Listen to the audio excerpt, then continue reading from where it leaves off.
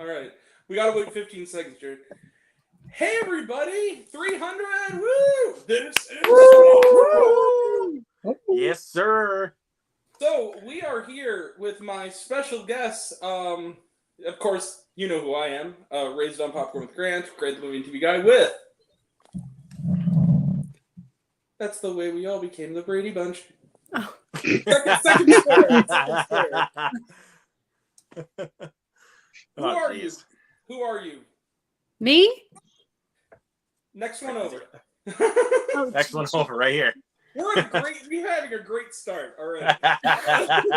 Okay, just everyone just introduce yourselves. Doesn't matter who starts. All right. So it's me, guys, your boy Luke Ponto. How's it going, guys? Happy to see you here. Yeah. It's always a good time. It's always a good time hanging out with everybody. Always a good time. All right. Yes. I guess I'll go next. I'm Go ahead. Nerdy Film Girl. I'm so excited to be here to help celebrate this wonderful 300 subscribers. That's great. I love your content, Grant. So keep it up. Yay! Yes. Hey. And Tracy's a newbie. Yes. To here. You are a newbie. Yeah. We've never streamed together, Grant. That's true. But you've always been somewhere in the chat, but we've Yes. never put you on. Yes. Which is Very true. Which is a shame. And then our final guest for right now, we do have one guy who's coming a little late. Down here. My name is Jerry Runner. All right, Jared, let's go. And also now And that also, 15 I'm a seconds. thumbnail guy. Oh yeah, you are the thumbnail. Yeah, he is the thumbnail guy. That's right. I can't do that shit. Like, I'm not good at it. All right, and so just for the benefit of Jared, we are here to knock at your bitch's cabin, everybody. This little joke of knock and knock It's at an the inside cabin. joke, Tracy. It's our little inside joke. Nice. So, actually, I feel the need just real quick to explain ours, because you will not be able to find that stream because we got so silly with it that I just unlisted it because it got to the point I just shared it among the people involved. It's our secret thing. Yeah, it was. We did a stream that was on my channel that was just supposed to be a Hangout stream. It wasn't supposed to go haywire. My power went out for like 5 minutes. I was hosting it. And from that point on, it was such an interruption that it just ascended into chaos. And we started talking about Knock at the Cabin and Knock with Keanu Reeves. And Becca Sandergaard just said, like, you should do a combination. Like, I'm going to knock at your bitch's cabin. And then the rest of the stream, we just started making variations on that joke. So now, if you see God. thing, knocking on Craziest stream I've ever been a part of. Dude, and it just got better because then I forgot to log everyone else off. And so Becca was just staying there saying, knock at your bitch's cabin, like 7 times. And so when it was forgot about that. Like, and then you called me. You called me because you thought I was still there. I wasn't even on there, dude. Yeah, I called you. Also, for those who wanted to know why this guy was calling during your live stream of Puss in Boots, I was trying to sneak on. I was hoping that Jared would answer his video call, so I would say, which one of you children knock at my bitch's cabin? No. Don't sneak on like that, bro. Come on, man. I'm kidding. But it would have been funny. Anyway, that is the explanation for that running joke. You've heard it on the channel before. If you don't know what that is, that's what it is. Yeah, all the secrets of this channel will be answered. This is the deep dive into... No, I'm just kidding. Nope, we're not doing that. I'm curious to know how you guys all met each other. Oh, okay. I don't even remember, honestly. I just remember distinctly that the first time I knew about Grant was that he commented on one of my Letterboxd reviews. And that was, and that's actually how I knew him. But then time passed on, and then we started our first collab with our watch along for Sonic the Hedgehog 2. So that's when we actually was that started. That was the first time you and I ever collabed together. Was with Sonic the Hedgehog 2. Same here. Well, what's funny is that I remember, Luke, I think what started it is that you subscribed to my channel, like in its early stages, because kind of the first friend I had in the film review community was Josh Drake. and then you subscribed and you belled, and then I looked at like, oh, Luke Ponto, who's this guy? And I watched some of your videos, and then I went onto your letterbox, and yeah, we started corresponding, and then Jared and Alex were already in your group, and we kind of met each other at the Sonic the Hedgehog 2 thing, and then we just kept collabing, and then other people started coming to it, like Becca, and so we all became kind of a squad, and then through that, through the stream you guys did a couple months back, I met Tracy. So it's the whole... That's right. And the thing is that this is kind of... It took me a while to get to this point. Now, I just want to, if you don't mind indulging me for a second. All right. I'm genuinely moved by you guys supporting me to the degree you did and flying the flag to get me to this point, because when I started this, it was actually about 10 or 12 years ago with a completely different channel, and I did one video where it was a Blu-ray haul. And if you notice, I don't do Blu-ray hauls anymore. And the reason for that is back then I was in high school, and I was so hassled by people, I deleted the account. I just straight up deleted the video, and I said, I'm never doing YouTube again. I'm done. My skin wasn't thick yet, really. I kind of got to that point. So what happened was, for those who don't know, the secret origins, the world shut down, for those who don't remember. Yeah, that's right. And for years, everyone in my circle, family, friends said, you talk about movies so much to us. Why don't you write about it? Why don't you do something? And I wasn't, I was in school for mass communication, but it wasn't really getting fulfilled out of it. And then the world shut down, and I was like, you know what? Fuck it. I'm gonna start a Letterboxd account. I'm just gonna see where that takes me in 2020. And then by the start of 2021, I was doing video reviews on Instagram Live, many of which are lost if you're not an Instagram follower, because they are like never going to be uploaded because I can't get a copy of them. There was like a video I did on Dark Shadows and why I think it's one of the most underrated horror films of recent years. There's one I did on Pride and Prejudice and Zombie, like it was insane. And then some of them that I could get, like pretty much my reviews from 2021, I put on there. One of my favorite reviews that I couldn't get back was my review of Earwig and the Witch, which was arguably the first episode of the Angry Grant show ever. And it became Necrotronic. I don't know what that is, but thank you, David B. What the hell is Necrotronic? What? I've never heard of that. That sounds hot. It really does. It sounds like Tim Burton's favorite porno. Jesus. But yeah, Earwig and the Witch I hated to such a degree. I wonder, I'm trying to get a copy of it to put on as like a lost episode, just because it's me literally with a selfie stick with my phone, just videoing me for like 10 minutes talking about how big of a... I just watched on HBO Max, like, Earwig and the Witch is a disgrace to Studio Ghibli and all this stuff. And eventually, when I lost it, I'm a little bit OCD about having everything kind of being complete in something. So I did, if you notice, one of my first videos that was new on my channel was a movie review roundup of The Marksman, Monster Hunter, and Earwig and the Witch, because those are the movies I saw when my theater opened back up at the start of 2021, and I did separate reviews for all of them that were lost to the internet. And so I had to put them all together. That's rough. Very rough. And then I moved on to YouTube, mainly just because I said, you know what? I'm getting such a good reception from the few people who like me on social media. Why not do this? And then I started realizing, I've grown up. YouTube has grown up. People are always going to be assholes. And we'll get to that also eventually in this. But the positivity is louder. And people like you guys and all of the people who have been with me from the start and have been with me along this journey, I love all of you.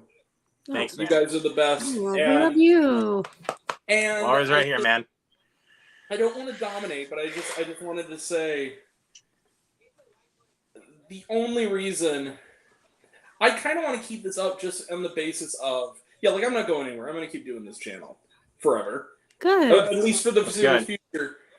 Because one day I would like to actually be able to say this is my actual job. That would be pretty rad. Me too. I mean, that would be... It won't feel like work unless I'm seeing some of the movies we're going to talk about later. But that's like when I saw the other day when I should have been watching Belle with you guys, and I'm still miffed about that. That movie was so bad.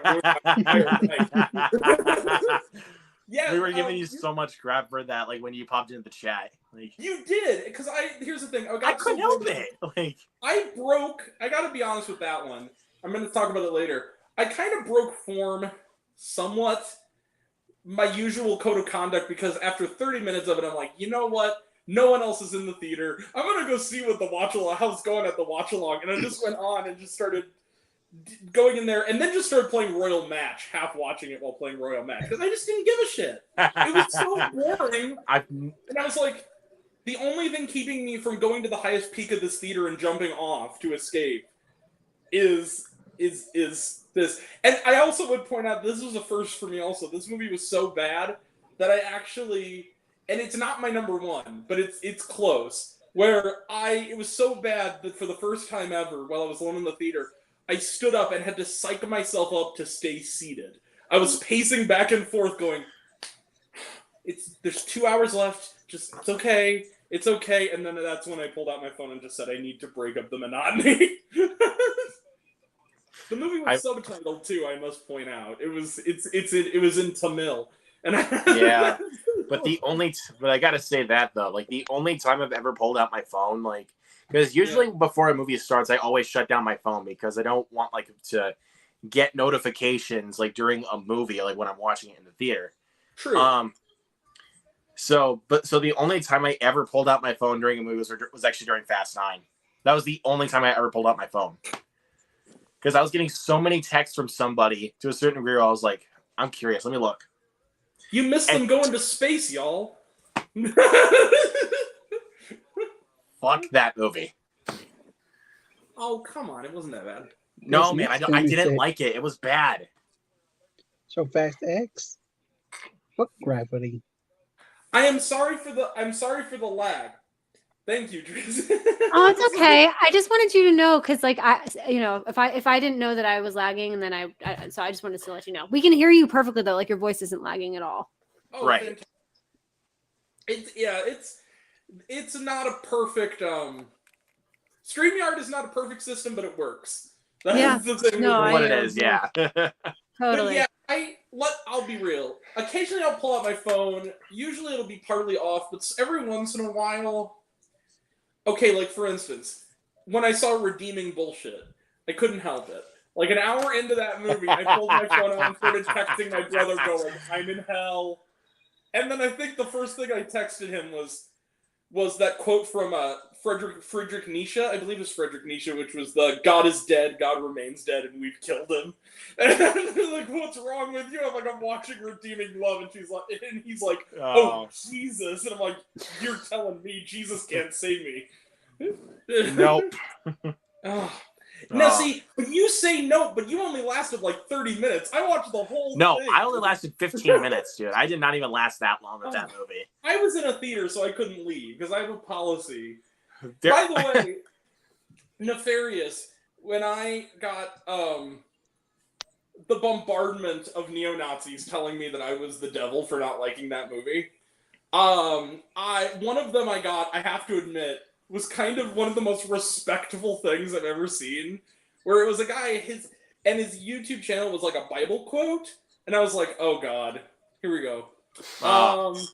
But they said, question, just in a form of question, like, if you didn't like the movie, why didn't you just walk out? And I just straight up responded, like, because I don't respond to policy. You can't walk out when you're in a theater. It's my personal code of conduct. I don't walk out of the theater before the movie's over, regardless of how awful and offensive it is. And this is literally the one I got a minute later was, you're a gentleman, and I praise you for your patience, or something. And I was like, Oh, gee, that's nice. That was I haven't sweet. even like. That's something. I did not even think that it would be like up to your angriest degree of the Angry Grant show, just with Nefarious. Like, Bro, well, because the thing I is, thought is it would that, just be with Winnie the Pooh, Blood and Honey. well, but- okay, because Blood and Honey at the time, I think I said, is the worst movie I've ever seen. And I have to be honest, on an objective level, like on a filmmaking, like, craft level, it's the worst. There's no lower It than is Winnie the Pooh, Blood and bad. Honey. It is the bottom of the shit pile. But the two other movies that are ahead of it are just disgusting and offensive and vile garbage. So they're actually morally reprehensible. Therefore, they are higher. But Yep. We've all been there. Yes. the one that there are going to be some surprises though of movies I like. There are going to be some surprises of movies I didn't like. But yeah, and then so I was thinking we're going to do some of that. We're also going to do, if you want to, do you guys ever watch Jimmy Kimmel when they do like mean tweets? We're going to do mean comments. We're Okay, just going to take That's a good idea. snarky remarks. I have to, That's fun. speaking of Becca, I have to give her credit. So she went in on the Nefarious thing, and without me even bringing it up, saw the comments and just responded, and a lot of them were such good burns that YouTube filtered them out. So I had to look on the thing, but I was like, dang. Just on my behalf, just went in there, and that was pretty funny. Yikes. I mean, but then for one of the movies that's going to be on my list for my best of the year so far, one of my friends actually got death threats for not loving the movie, and I was like, Oh, really? Can I ask you, I'm not going to spoil what it is, but can I ask you this? What? Was it Jacob Hubbard? Yes. Because then I know the answer. Yeah, that was some bullshit. I completely agree with you. Because the thing is, all film is supposed to be subjective. Like, it's not supposed to be you like this or you hate that. Everybody has their own form of opinions, and you got to respect it. Like, Thank you, David. My coworker wants to see Blood and Honey. Your review helped me warn him about it. Yeah, you guys both helped. You both of you warned me, and I was like semi-curious. And then after what you guys said, and then at the reviews, I was like, oh well, this is definitely not. I'm not going to waste my life with this. I kind of gave you the gist of basically like every red flag the film had to offer, like every single red flag. Yes, you guys were both going off for like 6 weeks about how bad this movie is. That's because it is that bad. Yeah. And because knowing is half like, the battle. Oh, it's only because like it's on streaming right now, but they're still forcing you to pay to watch it, and I'm just God, no.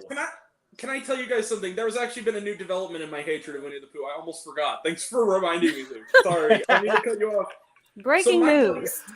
My buddy Austin, unironically loves Winnie the Pooh, Blood and Honey. He said, I just pre-ordered the Blu-ray. He goes, you want to know how much it was? And I said, what? He goes, it was the collector's edition, $55. And I'm like, oh, fuck you.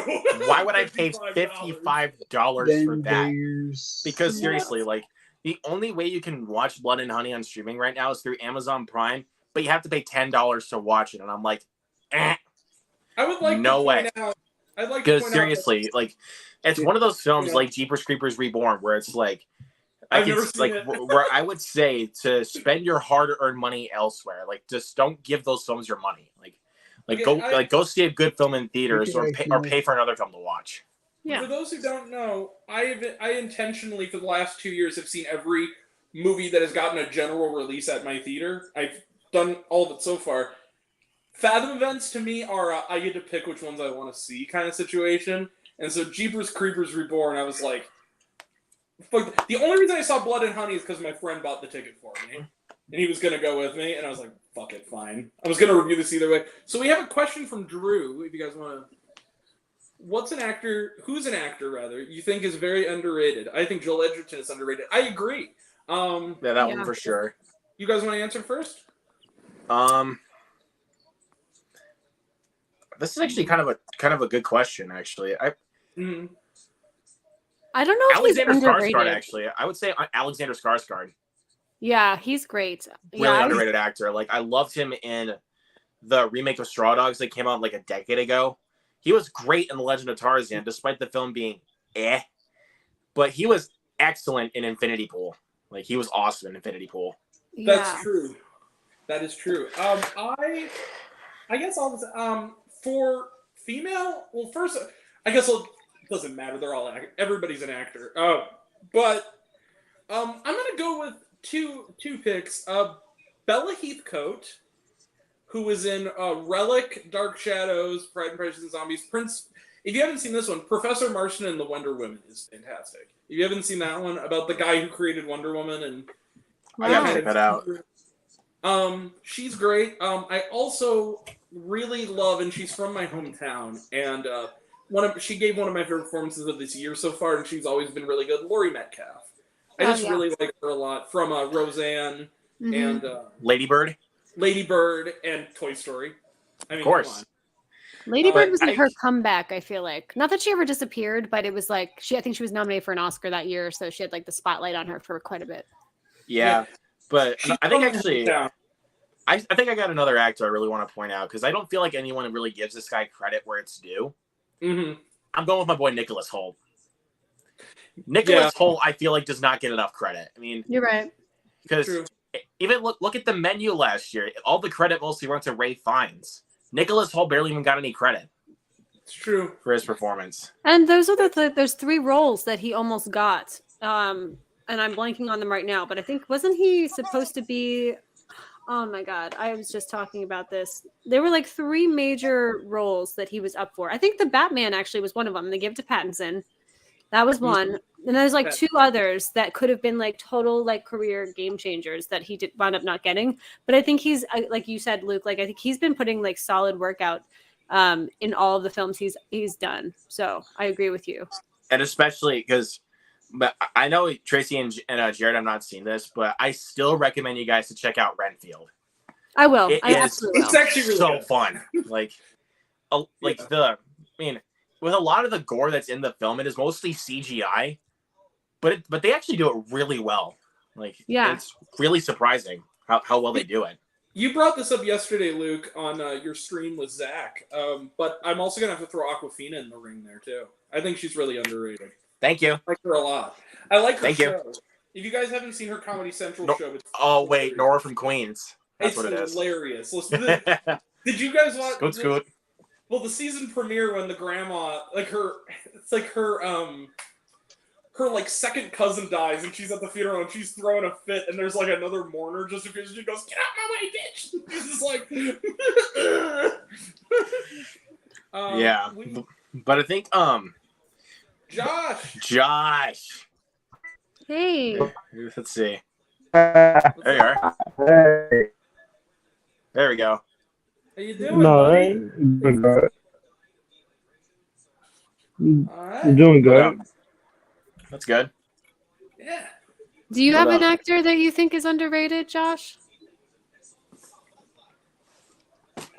That's a hard one. Underrated actor. Yeah, that's kind of like, I guess everyone kind of answered a bit. It's like one that feels underrated in your mind. Yeah. I don't know who would be an underrated actor for me. I honestly don't know. That's okay. I'm going to say one real quick too, because this was going to be my pick. Cillian Murphy is going to finally be like the lead in a big film. You know, Nolan's doing Oppenheimer. I'm really excited for that because I wouldn't say he's necessarily underrated, but he's not like a household name of people being like, I mean, he is, but he's not. You know what I mean? He's one of those guys. So I'm excited to see him do this. My introduction to him was obviously the Scarecrow from Batman Begins. Don't forget Red Eye. Red Eye, yes. Red Eye is underrated. That's an underrated movie right there. Great movie.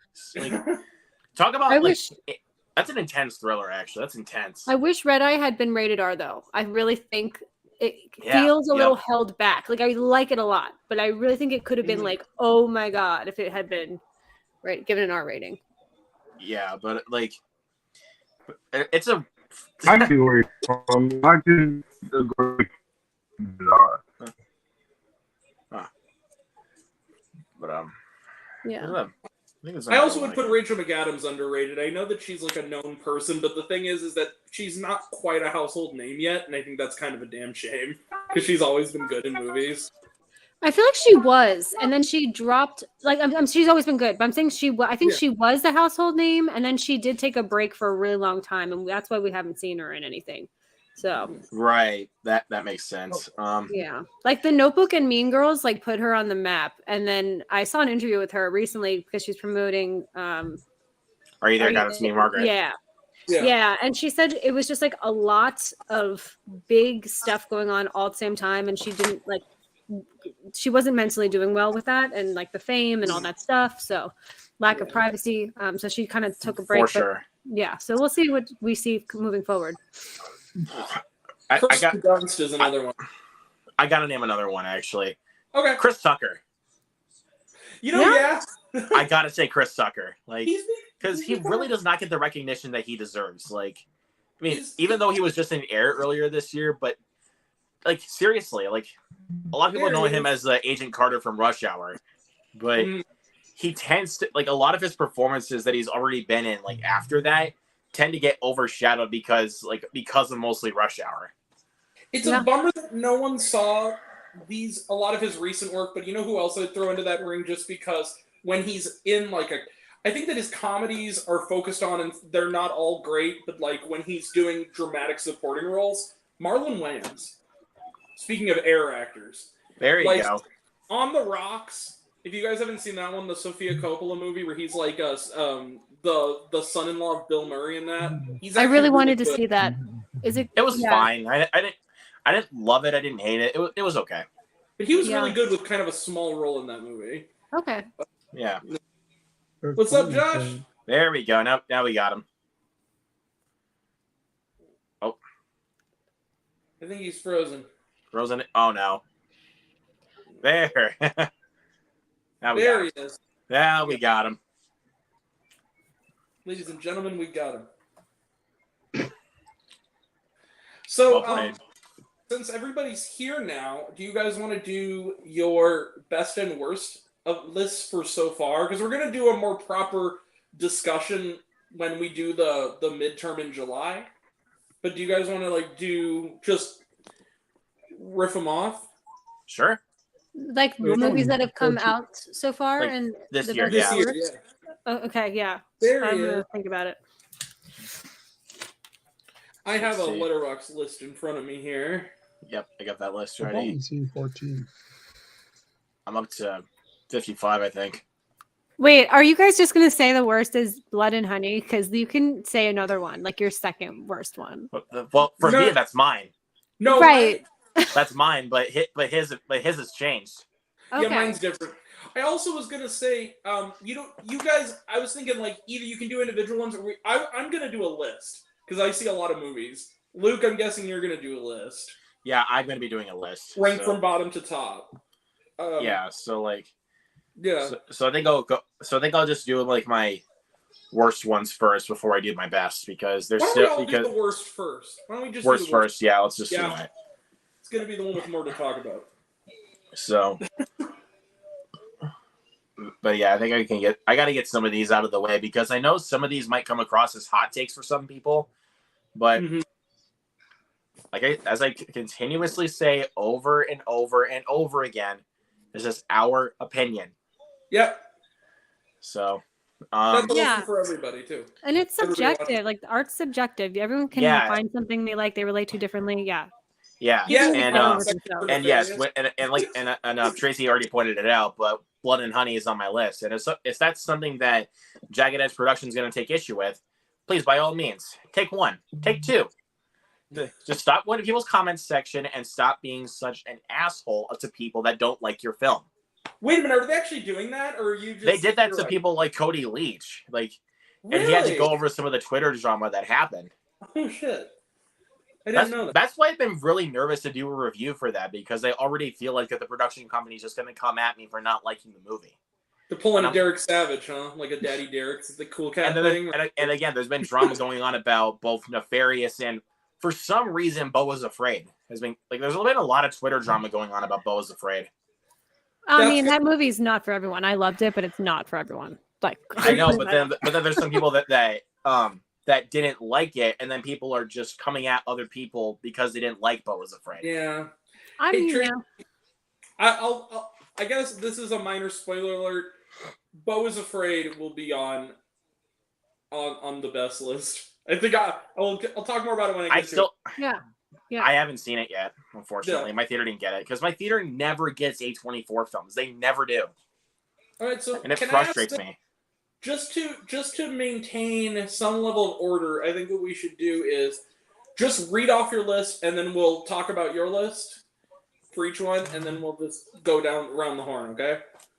So, like, read off like all of our worst picks or something like that. Yeah, just basically list them off, and then we'll just discuss them. We'll take some. All right. So I got 13 like really bad ones here. Me too. So, all right. So, I guess I'll go first. Yeah. So at 13 we have The Strays. Like a lot of these are going to be a lot of Netflix exclusive films. Mm-hmm. So you can probably tell like why Netflix is in a shithole right now. They kind of churn them out, and some of them are good and some of them aren't. You know? Yeah, so The Strays is one of them, which is just an incredibly boring movie. One of the most recent ones I watched, number 12, is Infisto. Which one? That movie, Infisto. Never heard of it. Yeah, I found it on Netflix one night, and I was like, cool, I'll watch it. And then I see them wearing masks, like COVID masks, and I was like, this takes place during the pandemic? Big red flag. Like, I don't, like, because seriously, when you can't even actually add to that, like, for COVID, you're just ruining it. You're actually not making it good. Sick was good. That was about the only one. Everything else. Yeah. No. I'm okay on it. And number 11, another Netflix movie. The movie Jungie, directed by Yeon Sang-ho, the director of Train to Busan. What? Oh, wow. So how do you go from right here to all the way down? Ask Josh Trank. Well played. So yeah, that one just again boring. Like has some good action in there, but the rest of the film just doesn't even rely on what you're actually supposed to be watching. So it's just All right, number 10. I know Grant's gonna have this one on his list too. On a Wing and a Prayer with Dennis Quaid. What number was that one, actually? I'm at number 10. I won't say anything. Go ahead. I just know it's on your list. That's the one that just came out, right? Yeah, it's on Amazon Prime. Yeah, I think I saw Luke gave it a thumbs down. I didn't get a chance to watch that. It was in my thumbnail. That's what I give it a thumbs down. It's not the worst thing ever, but I mean, because there is some good things in it.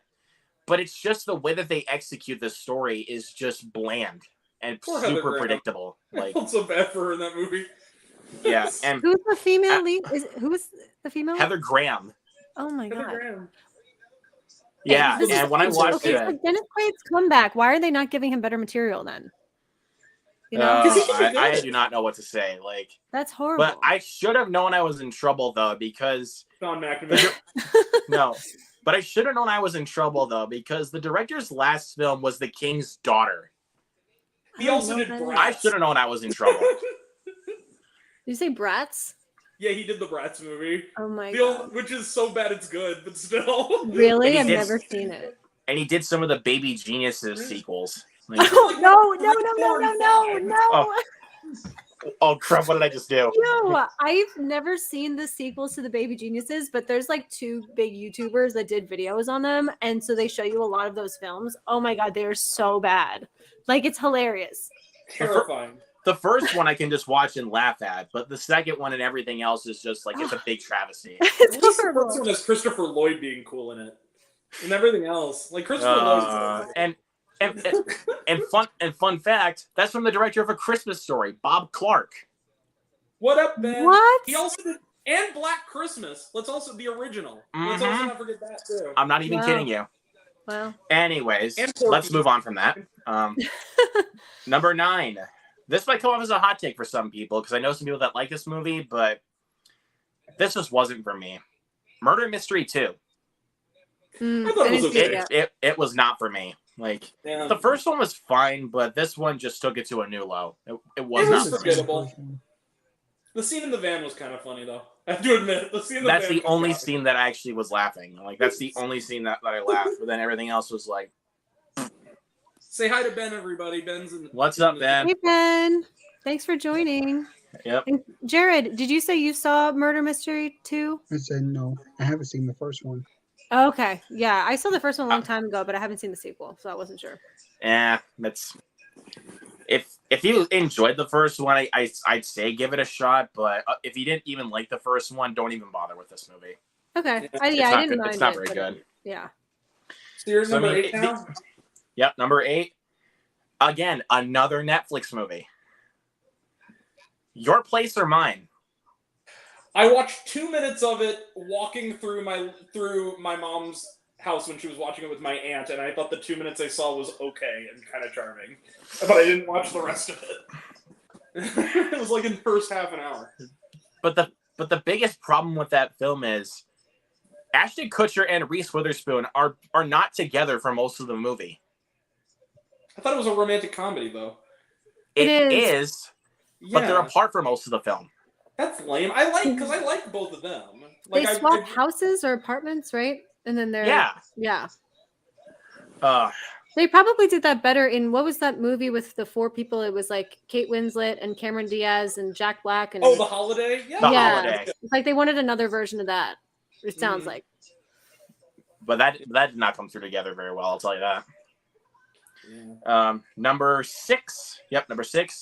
I think number 7 actually. I think you said no, number 7. Excuse me. Number 7. Noise. It's another Netflix movie. Again, Netflix is going down in a big freaking hole with their exclusive films. Not during the fall, but they usually that's when the good ones come. But I mean, when you get films like Don't Look Up, I mean, you get the good stuff. I'll tell you that. Or White Noise. That was good. I like White Noise. White Noise was fine. I didn't love it, but it was fine. Yeah. Should have been a lot better. Number 5. Just kidding. Oh, no, number 6. Excuse me. My brain is seriously melting right now, you guys. But anyways, number 6, a Peacock exclusive film called Praise This. That is also on my list. Oh my god, dude, you're reading my mind. Stop reading my mind. Oh, you mean gospel knockoff Pitch Perfect with almost the exact same script without any humor or good delivery at all? That's what that movie is. The movie sucked. That was bad. It was just unlikable and cringy and just oh god, that was shit. It was so boring. Like church people deserve better movies than that. Yep. Number 5, again, I know people that like this movie, and I totally get it, but again, not my kind of movie. It's not funny at all. House Party. Okay, I did not find that movie funny at all. That's directed at me, and let me explain myself again. I'm not directing towards you because I know there's other people on this medium that do enjoy House Party. But I just want to point out, I didn't love House Party. I liked House Party, okay, and I only loved the stuff with Kid Cudi. That was funny, the Illuminati shit, and then everything else. I honestly did not think that was funny. Like the original's on my list. Like I've never seen the original, and I've heard it's check out the original. The original is considerably. It is really funny. There are some things that haven't aged well about it, but it's a pretty funny movie. Watched that for the first time. I think I watched that earlier this year for the first time. Yeah, I really enjoyed it. There's some homophobic humor that I could have lived without, but other than that, from the original. Yeah, from the original. No, it's a different era. Yeah. Yep. Again, and my top 4. I hate to say it, but they're all horror films. But so number 4, these are still top 10 bad movies. I was going through 13 of them because I've seen quite a bit of movies already. Okay, so these are 13 of the worst, though, right? Yes. Yeah, from what I've seen. Okay, cool. I just wanted to from least bad to most bad. Okay. That's yeah. So number 4, the brand new Children of the Corn. Oh yeah, I heard that was bad. Okay, so it was really bad. I mentioned earlier my buddy Austin, right? So he loves anything that has slasher stuff in it. He went to a theater, the closest theater that was showing it when it was out was 25 minutes away. And it's the theater I go to a lot. So I was like, oh, should I go over there to see Children of the Corn? And he came out, he went to the midnight thing and he came to me and he said, dude, that movie sucked ass. Don't even bother. And so on Shudder, I tried watching the first 10 minutes of it, and without saying, like, maybe I can surprise people with a review, I got about 10 minutes and I turned it off. I couldn't do it. It was bad. Like, you are a seriously, patriot, dear sir. But seriously though, the thing is, like, how can you have such a simple concept and make it as bad as it is? Yeah. Seriously, like, this was your 11th attempt to actually make a good Children of the Corn movie. Yeah. 11th attempt. And then you screw it so hard into the ground to a certain degree where it's like, I can't, like, this is just so unbearable now. I only got a taste of that movie, but I have to ask this. Was it just me, or do you guys remember that one Hellraiser sequel that was only made to keep the copyright, and they made it in like a weekend for like no money? That's what the Children of the Corn reboot kind of reminded me of. I think you're talking about Revelations. Yes, that one. The one so that Miramax could keep their rights or whatever before Spyglass bought Miramax. I would honestly rather watch the Children of the Corn movie rather than watch Hellraiser Revelations. And I'll say this, I was one of the few people who didn't like David Bruckner's Hellraiser that much, but I would watch it again easily. Sue me, I loved it. I thought it was fine. I wasn't over the moon. I love David Bruckner. Loved it. I'm gonna be right back. I will be right back in like two seconds. 1 second. Sorry. No problem. No worries. All right. So Children of the Corn. Yeah. It was so freaking bad. I mean, plus didn't know they made 11 films.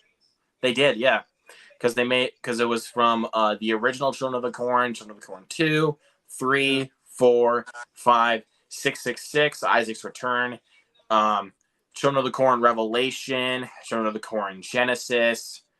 They remade it back in 2009, and then Children of the Corn Runaway, and now this one, the new Children of the Corn, directed by the guy that made Equilibrium, which was actually not bad. Hey Luke, in the immortal words of the great comedic legend Bo Burnham, we got to keep beating this dead horse as long as it keeps shitting out money, and that's clearly what they were doing. Well, the film did not make any money, so. I thought it made its budget back though, because it wasn't really cheap to make. It wasn't like something like $100,000 or something. It barely even made back its money, dude. Like, really? That's kind of. It didn't even go into the million spot, even. It was kind of a wide release, though, if I remember. Wasn't it like 900 some theaters? It must have really did poorly. It was in the thousands, dude. It wasn't even like, it didn't even go to the million spot. So I'm like, well, I'm not surprised because it doesn't deserve it. Oh yeah, you're right.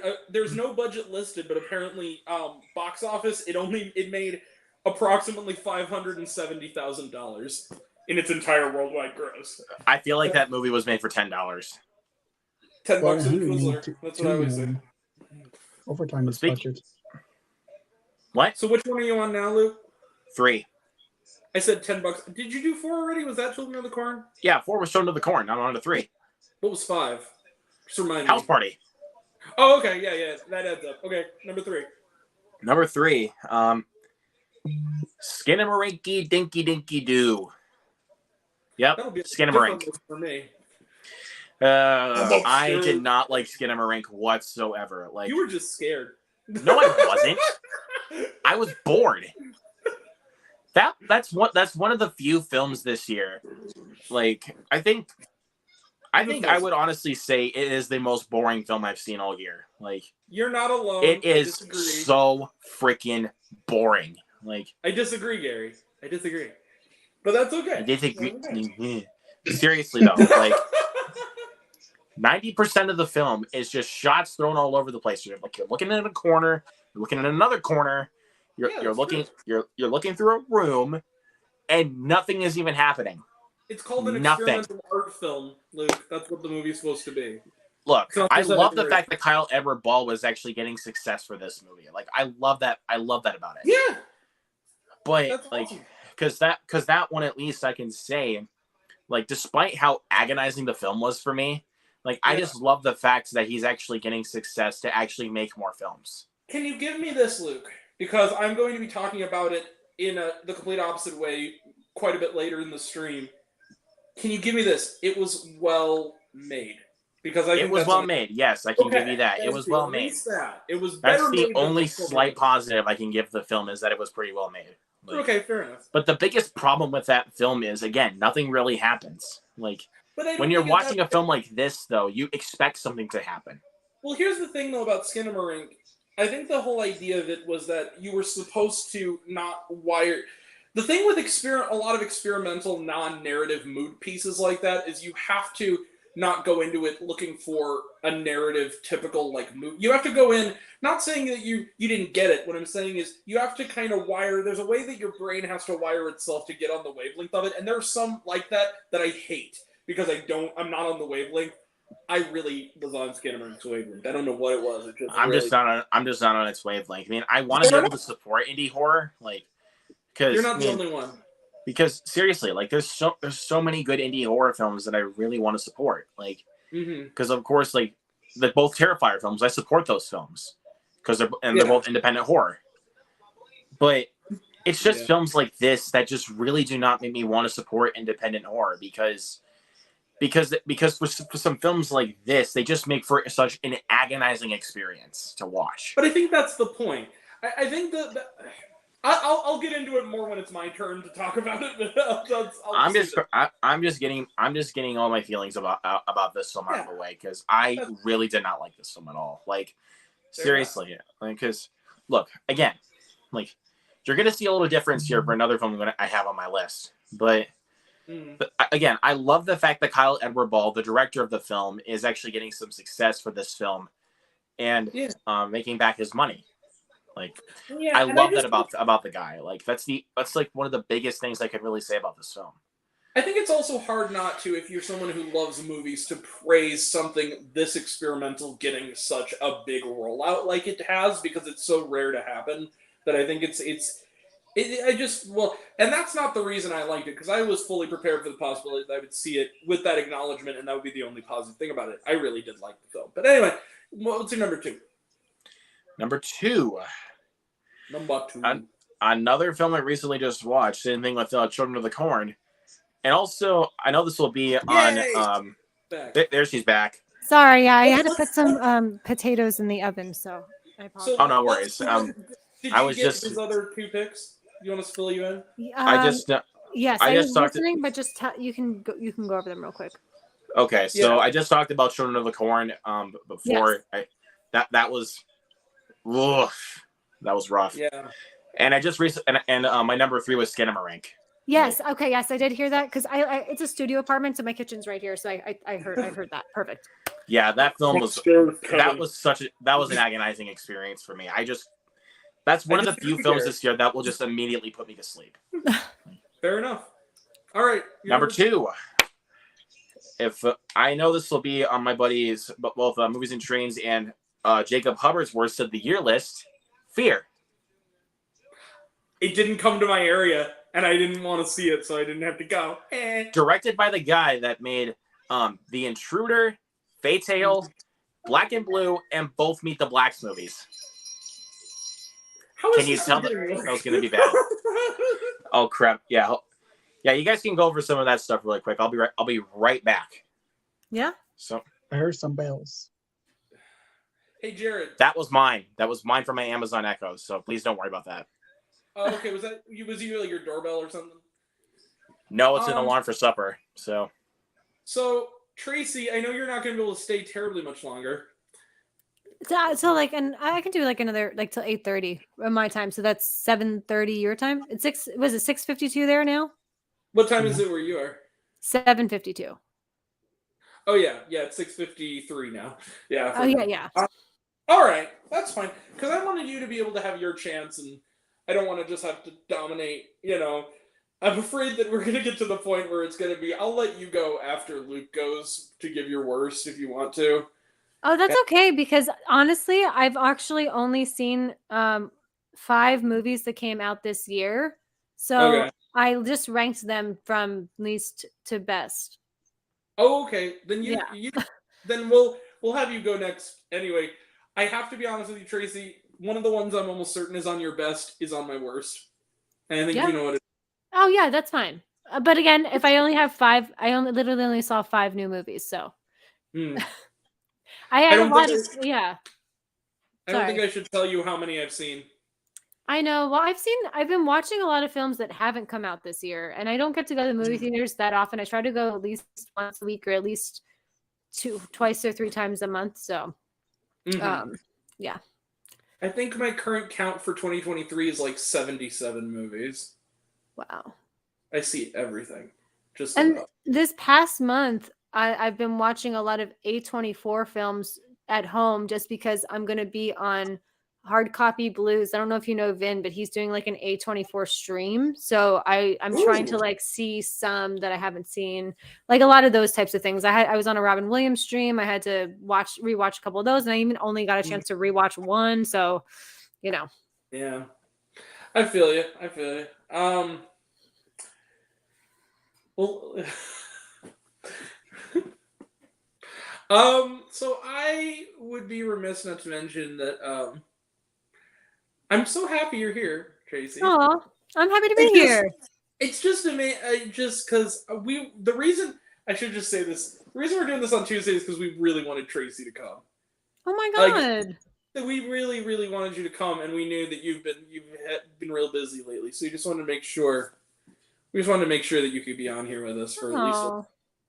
Yeah, I'm a huge supporter, so I'm happy to have been able to come. Aww. It's just, I gotta be real with you. When I hit 300, I actually felt like I was gonna tear up a little bit because I just felt because it was such a nice thing. You put a lot of effort in, and it's nice to see that people are actually watching and that people care.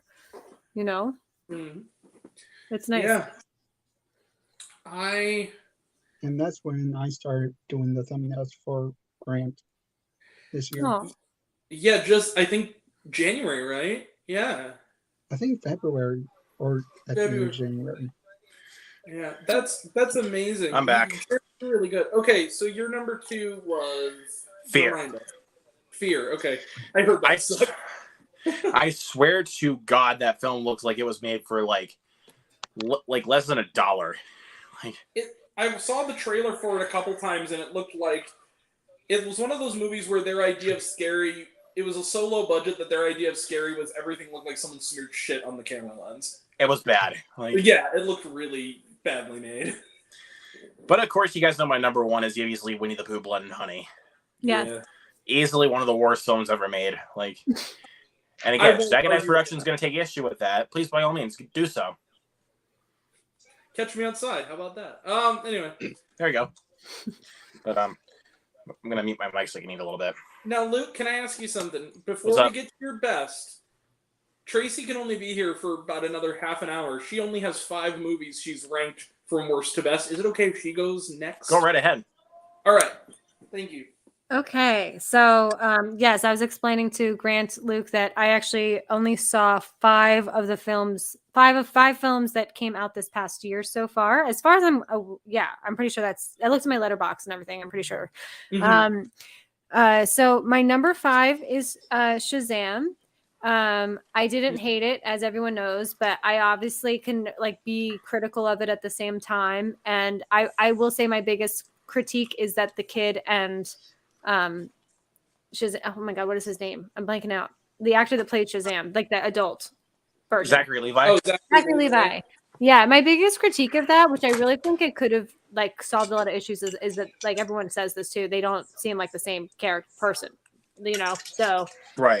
The kid version of him should have been a lot more zany, or he should have toned down the zaniness, but I liked his zaniness, so I think the kid should have just been a little bit more out there, maybe developed an ego, because it's been time since he's had this transformation, and that could have worked better.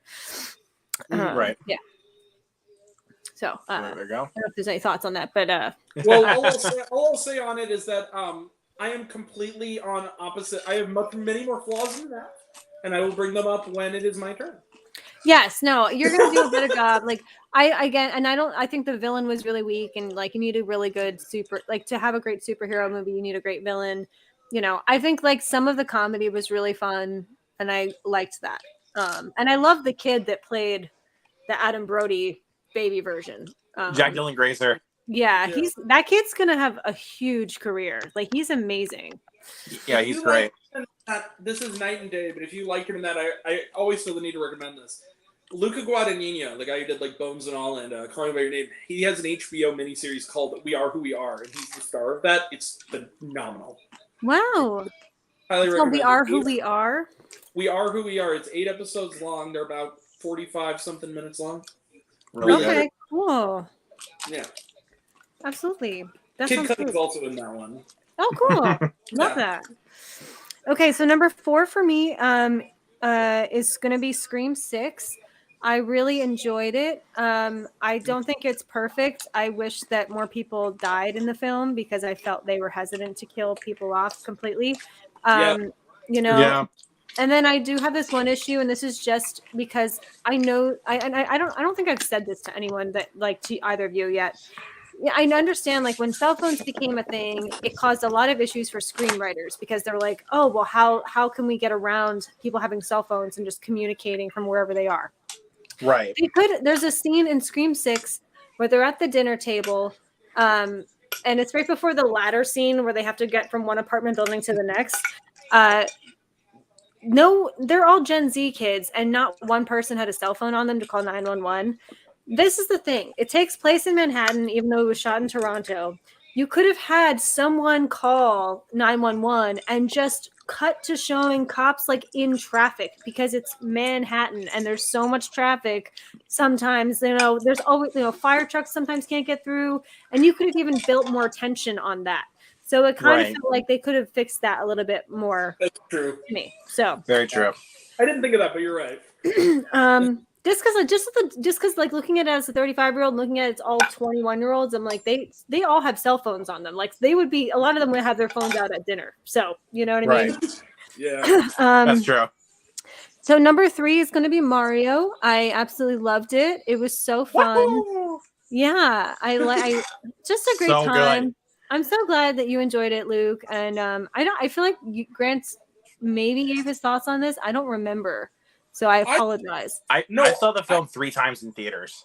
It's so much fun. Like the rest of the country, I've seen the Mario movie and I liked it. Okay. Cool. I'm not as over the moon about it as Luke is, but I liked it. Yeah. I think you guys just know me. You guys just know me so well. I think for it to be successful for the first one, they really did need to simplify the plot. I think they needed to show what people wanted to see as fans.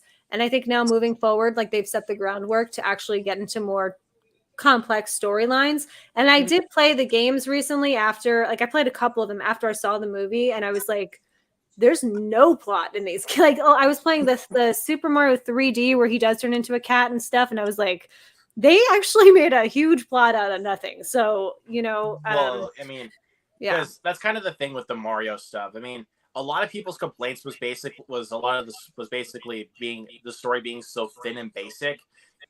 It's Mario. Like, there's no how can you complain about that? It's Mario. Yeah. The stories are always going to be basic. So Tracy, if you don't mind me sidebarring for a second. No, it's fine. Go ahead. So when I this is like a month ago, and I think I told you about this, Luke. Our area had a massive cable outage and like internet outage that like lasted for like a whole evening. I was pulling an all-nighter. And I was like, and I had to find shit to do, and I was like, oh god. Ugh. And my data plan was like all fucky, so I was like, let me go in my closet and see what I can do to entertain myself. I found my NES. I plugged it in, and I just started playing Mario. It was just like, Mario movie's coming out. I just played a couple of rounds of Mario 3. I love it. Where do you live, by the way? I don't think I ever asked that, Grant.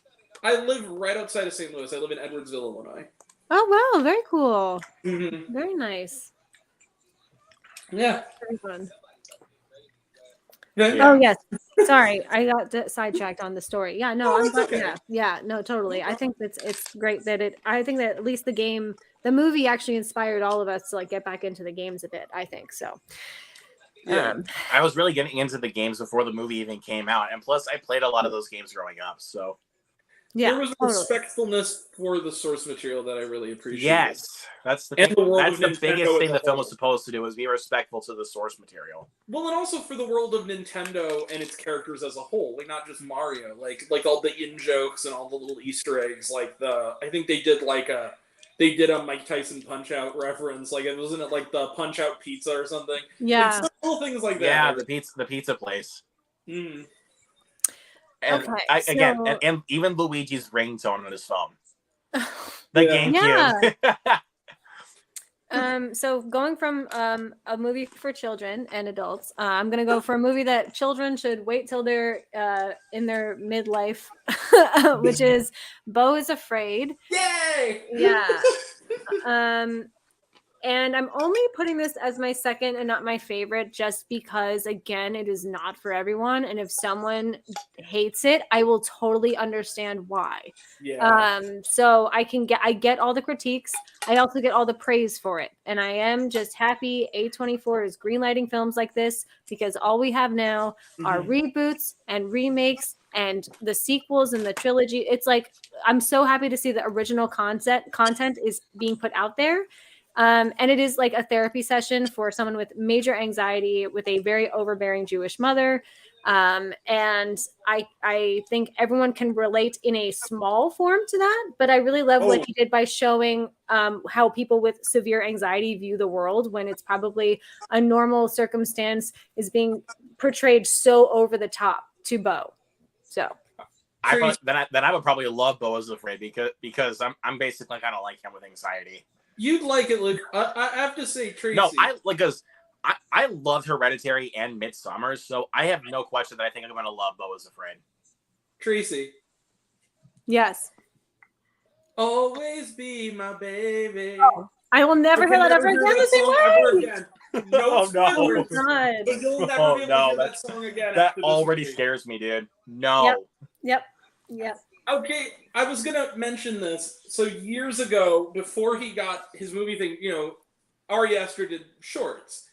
And I remember when I first kind of got started on Vimeo, like in late high school, he was putting out his first shorts, and I remember seeing there was a short he did called Beau, where it was a black guy, an older, like middle-aged black guy, and the whole section, and this is not spoilers, it's like the first 15 minutes of the movie, where the key gets stolen from his apartment door. That was the entirety of the short, was that chunk of the movie, and he clearly spun it off into that movie. Yeah. Yeah. So that was interesting because it kind of brought back. It was sort of like a movie we'll talk about on my best of list, where I watched it and I hadn't read the book since I was like 12, and then I saw the movie and I was like, oh, things are coming back. Oh yeah, that line. Oh yeah, that part. Yeah, for sure. You know what I'm talking about, Luke. Yeah, I know what he's talking about. Yep. So now you got your number one? Yeah. Yes, and this is just because of how fun it was in the theater, and how if you critique this film too over the toply, I feel like you just need to like lighten up. And it is John Wick. John Wick Chapter 4. Yeah. Agreed. Yes. Yeah. So good. And I have to say, I know there's no current Oscar for stunt work yet. I think this year they might actually implement that, and it would go to the stunt work of John Wick 4. Easy. Yeah. Cinematography. And I love the director. People don't have an Oscar at this point. I don't know why there isn't a stunt category. It's such an important part of a film. Mm-hmm. Yeah. Well, and you'd be surprised. Like, just because we have this set awards that we've had for like a decade, they've added them throughout the past like 50, 60, 70 years, and we just like didn't realize it. I think they didn't even have hair and makeup till like the 80s or something. Like, something. In all of our lifetimes, animated feature. I mean, that was what, 2002 they implemented that? Yes, yep, you're right. You're right. Yeah. The first one, wasn't it? Yeah. Mm-hmm. Yeah. Yeah, so I loved it. It was so fun. And that was a 3-hour film that I did not feel the time at all. And I didn't have to like sneak to run to the restroom, which was great because I was really nervous about that. But yeah, it was that staircase scene. I'm not everyone's seen this, right, Jared? You've seen it. Yeah, he's seen it, so you're lucky. That staircase scene when he falls down, like fully down after he made it to the top, the entire audience was like, no, and it felt like a video game when you're like, like you're trying to beat the boss and you're just like, you have to start all over again. It just felt like that. And I loved everything about it. So it's awesome. So before you get to your best, I have to say, because I'm going to mention John Wick, one thing I want to point out though, because I will too. It's going to be on my list.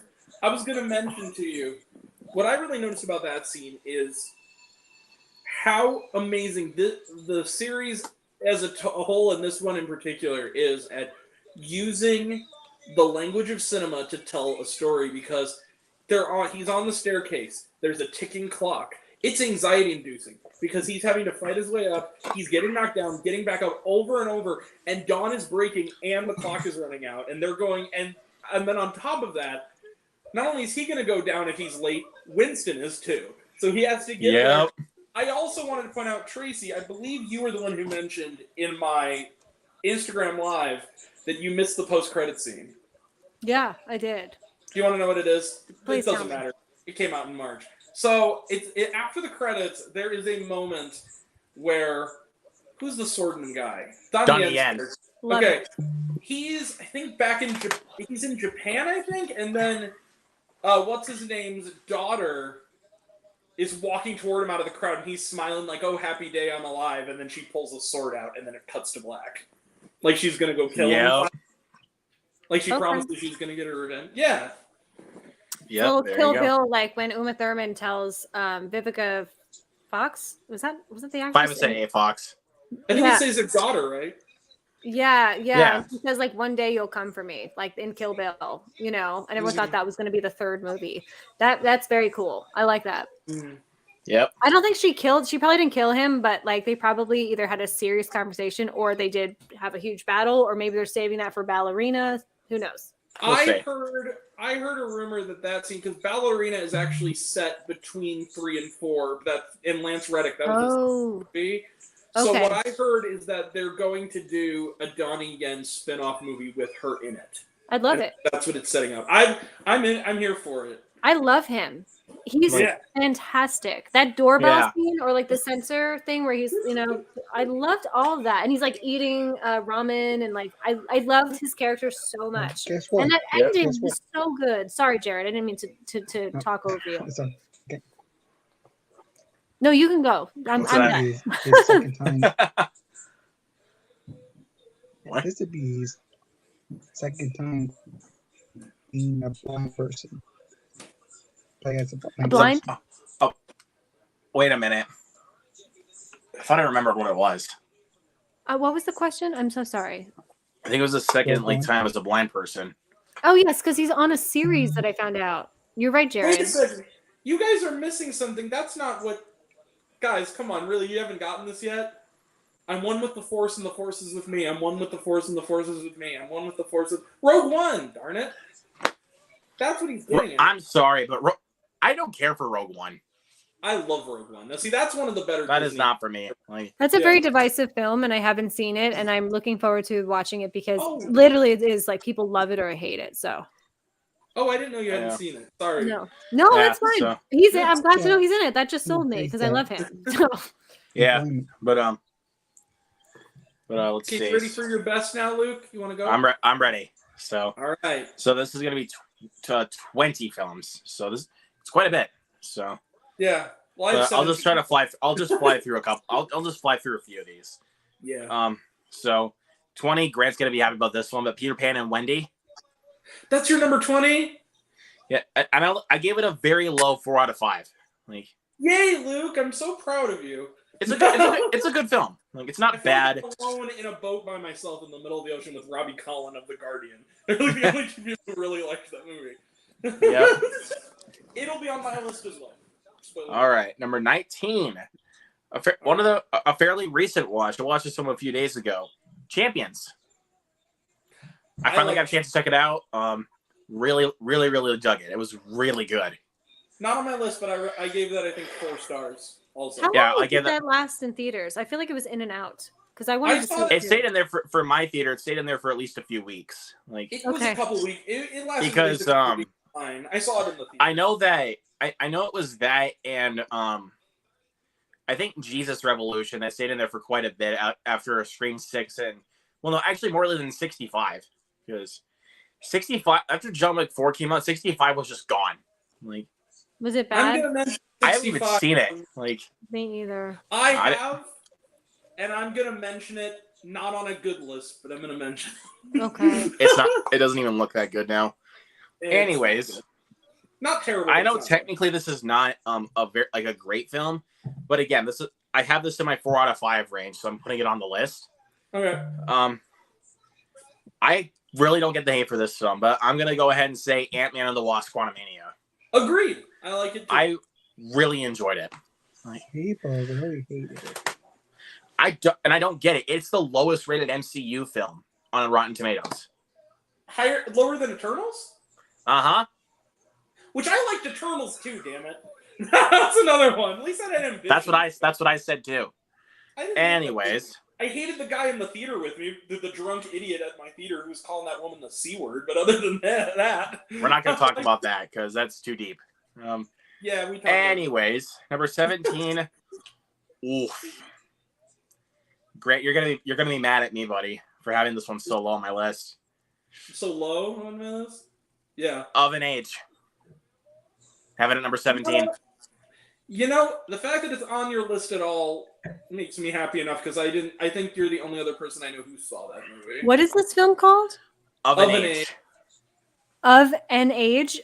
Mm-hmm. Okay. Of an Age. It's an Australian LGBTQ romance movie. It's basically, the director described it as, I got also my first critic screening. Hello. Yeah.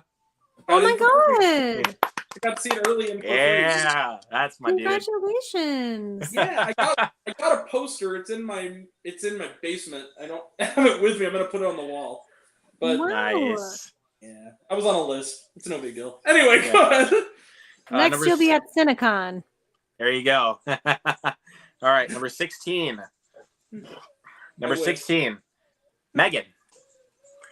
You know what? I liked Megan.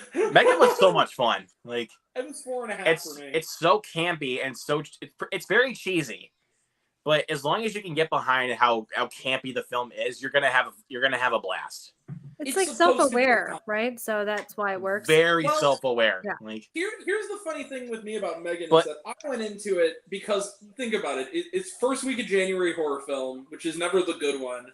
It was a it just looked silly, and then I went into it, and it took me literally 30 seconds into the movie to realize, oh, this is a satire. This is like RoboCop with Chucky in it. And then I kind of fell in love with Megan, and it was me and my buddy Sarah saw it, and afterwards I said, Sarah, is it weird that I kind of, because we went the opening day, and I said, is it weird that I kind of fucking loved Megan? And she goes, no, I loved it too. I'm like, okay, good. It was so fun. It was great. So yeah. I'm just checking on my potatoes. I'll be right back. All right. I can still hear you guys perfectly. Okay, good. All right. Number 15. Yep, number 15 is easily like the best movie that went directly to streaming by far this year. Rye Lane. That was on Hulu. That's on my list. Very good movie. Very, very good. Better, I think, than yours, but I loved Rye Lane. I thought it was delightful. Very good film. Real feel-good movie. Yep. Number 14. This one was actually in my top 5 for a little while. But because of certain events we're not going to get into, it did go down on my list. But okay. Creed 3 went down on my list. It's a little lower than on mine. Here's the thing. It's a really good film, though. I have to give it that. It's a really good film. It's a great film, despite the fact that one of its leads turned out to be kind of a monster. That's the biggest reason why I lowered my score. That's too bad, because I liked it. Because he was so good in the film, though. Yeah. Big shame. It's really big shame, but it's still really good. Number 13. Hold on. I'm going to get the character. I am Dracula. Renfield. Really? That high? Okay. I loved Renfield. I don't care, man. I loved Renfield. But number 12, the newest film from one of my favorite filmmakers, Knock at the Cabin. Loved Knock at the Cabin. I could see it. You really want to say it, don't you? No. Knock, bitches, Kevin. No, it's my channel. I can do whatever I want. Okay, fine. Anyway, no, but Shut up. Let's move on. In all seriousness, I liked Knock at the Cabin too, and I have to say, I was shocked because Shyamalan is real hit or miss for me, and it's usually miss. Even some of his good movies I don't like. So I really like Knock at the Cabin. It was a fun movie. Yeah. But Batista probably turned in his best performance of his entire career with Knock at the Cabin. Rupert Grint. That one scene just Ron killed from Harry Potter. The fact that he's such a good actor that he made me actually almost cry for someone who turned out to be a horrible, bigoted piece of shit character. No spoilers. I didn't see it yet. No, okay. Don't spoil. I'm so sorry. I'm like the worst person to have with spoilers okay. right now. No worries. I'm not gonna get too. We're not gonna get too spoiler heavy here. I love Rupert Grint though. I do. He's really good in that film. He's really good in the Number 11, Brandon Cronenberg's Infinity Pool. That's so freaking good. Mia Goth stole the entire movie. She was phenomenal in Infinity Pool. She was awesome. I'm looking forward to that one. I'm excited to see really good film. Hey, also, real quick, Luke, I got a sidebar for a second. Go ahead. Hey, President of Neon, if you're watching, release the NC-17 cut, you cowards. I want to see it. I really want to see that too. I do too. Yeah, but I'm proud of you, my boy. Good job. Yeah. Have they announced it to be like for the physical media? No, they didn't, unfortunately. Well, maybe when they do, they'll came out today. They'll do an NC-17. Yeah. But number 10, one of the best feel-good films of the year, A Man Called Otto with Tom Hanks. I freaking love that movie, man. That was so a really good movie. That was a really good. I think I put that as an honorable mention on my 2022 list just because it technically premiered. But when did it actually get a wide release though? 2023. First week of January. But the thing is that the December 31st, I think, was when it was in its limited release, which is fine. That's fine. It's your list. But I was able to see it in 2023, so it counts. So was I. I didn't see it until it came out here anyway. Yeah. Anyways, number 9, one of the most fun movie-going experiences of the year, Dungeons & Dragons Honor Among Thieves. Yeah. It was so much fun. Speaking of fun theater-going experiences, number 8, Cocaine Bear. Yeah. So much fun. I need to see that too. You definitely should. A bear did cocaine, Luke. It did cocaine. A bear did cocaine. Wait, I thought it was the cat did cocaine. No, the bear did cocaine. Stop it, Jared. You don't like my jokes? I have to tell you, I'm actually happy that the movie's good because Elizabeth Banks made like a bunch of cringy comments throughout the past few years, and I'm happy that she actually proved herself. She like said that Spielberg never makes movies where there's a female lead, and then people were in the audience were like, "What about The Color Purple?" Then she was like, "You directed that?" And then they were like, "Yeah." And then they're like, "Oh no, maybe he just produced it." And it was really squicky. So yeah.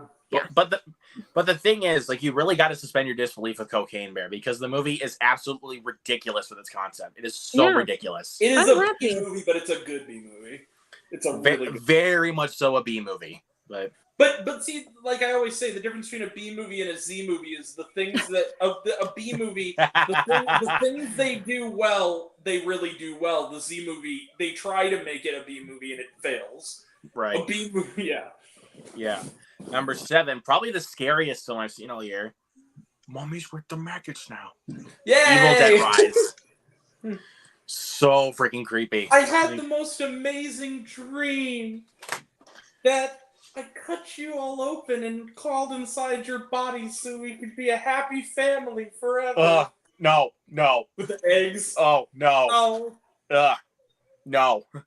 Mommy's with the rabbits now. Okay, I need to hear from like 2 dudes. Like, how scary is this? Because I want to see it eventually, but I feel like I'm genuinely creepy. Like, it unnerves me. Yeah, like the Ring is one of the. Sorry, like, especially with the mom that gets possessed by the demon. It's given in the trailer, so it's not even a spoiler. But okay. But any line that she says, it gives me freaking chills. Like, yeah. especially the eeny, meeny, miny, you. There's another movie that's coming out that's like just like that, but it's not like Evil Dead over the top gore, I think. And it's like two kids, and they have a stepmom, and they're with their dad, and the dad's like, I gotta leave. I saw the trailer for this recently, and then so they're like, oh, we'll stay with the stepmom, and then she's having like, I don't know if it's a personality disorder or it's like everything gets crazy. I gotta look that up and Was get that the tested. Lodge? Maybe, yeah. They're in a I haven't cabin. heard about that. The stepmom in it? Is Riley Keough the stepmom in it? Yeah, it's a stepmom type of thing. That came out a couple of years back. Did it? Yeah, I've seen it. Yeah, really it did.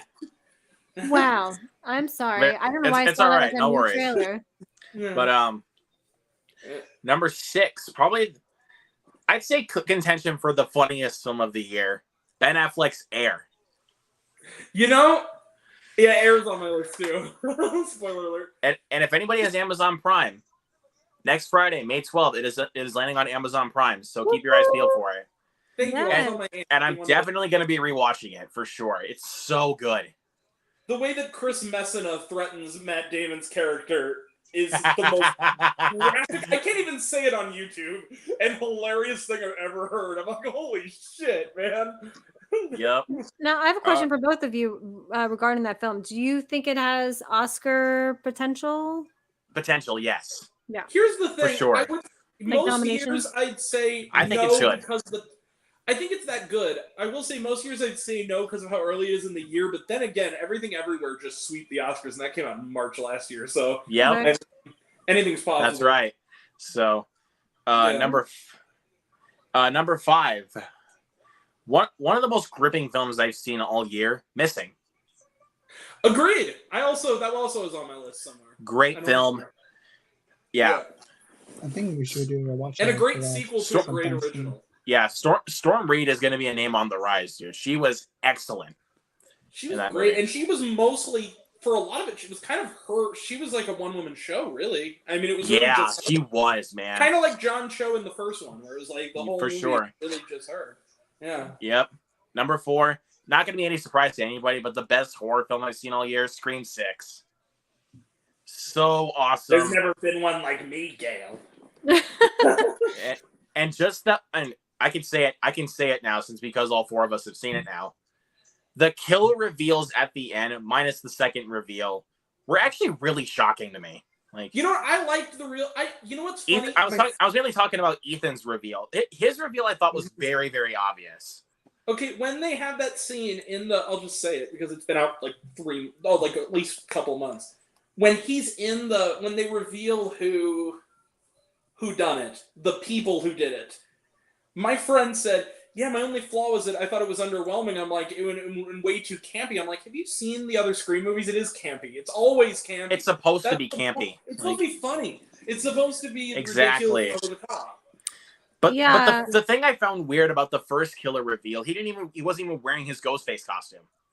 Yeah. I liked the first Ghostface in the very beginning of the movie. I thought that was really smart. That took me by surprise. Yes. I was like, did they just reveal who Ghostface is at the very beginning? Loved it. I thought they were going to do like a Cabin in the Woods type of thing where it's like they completely reveal what's going on so early in the film. Yes. But the thing is, the Cabin in the Woods though, that's a satire. And people complain it's like they should have had it like a mystery. Be aware of the fact that it's a satire. Yeah. Well, I'm sick and tired of people complaining about that. It's stupid. Well, also the cold open you're talking about, because we can just say whatever. Because most of the viewing audience who's coming to watch this has seen it, I'm sure. Scream 6, the thing that was great about that opening is you get character actors on the level of like Tony Revolori.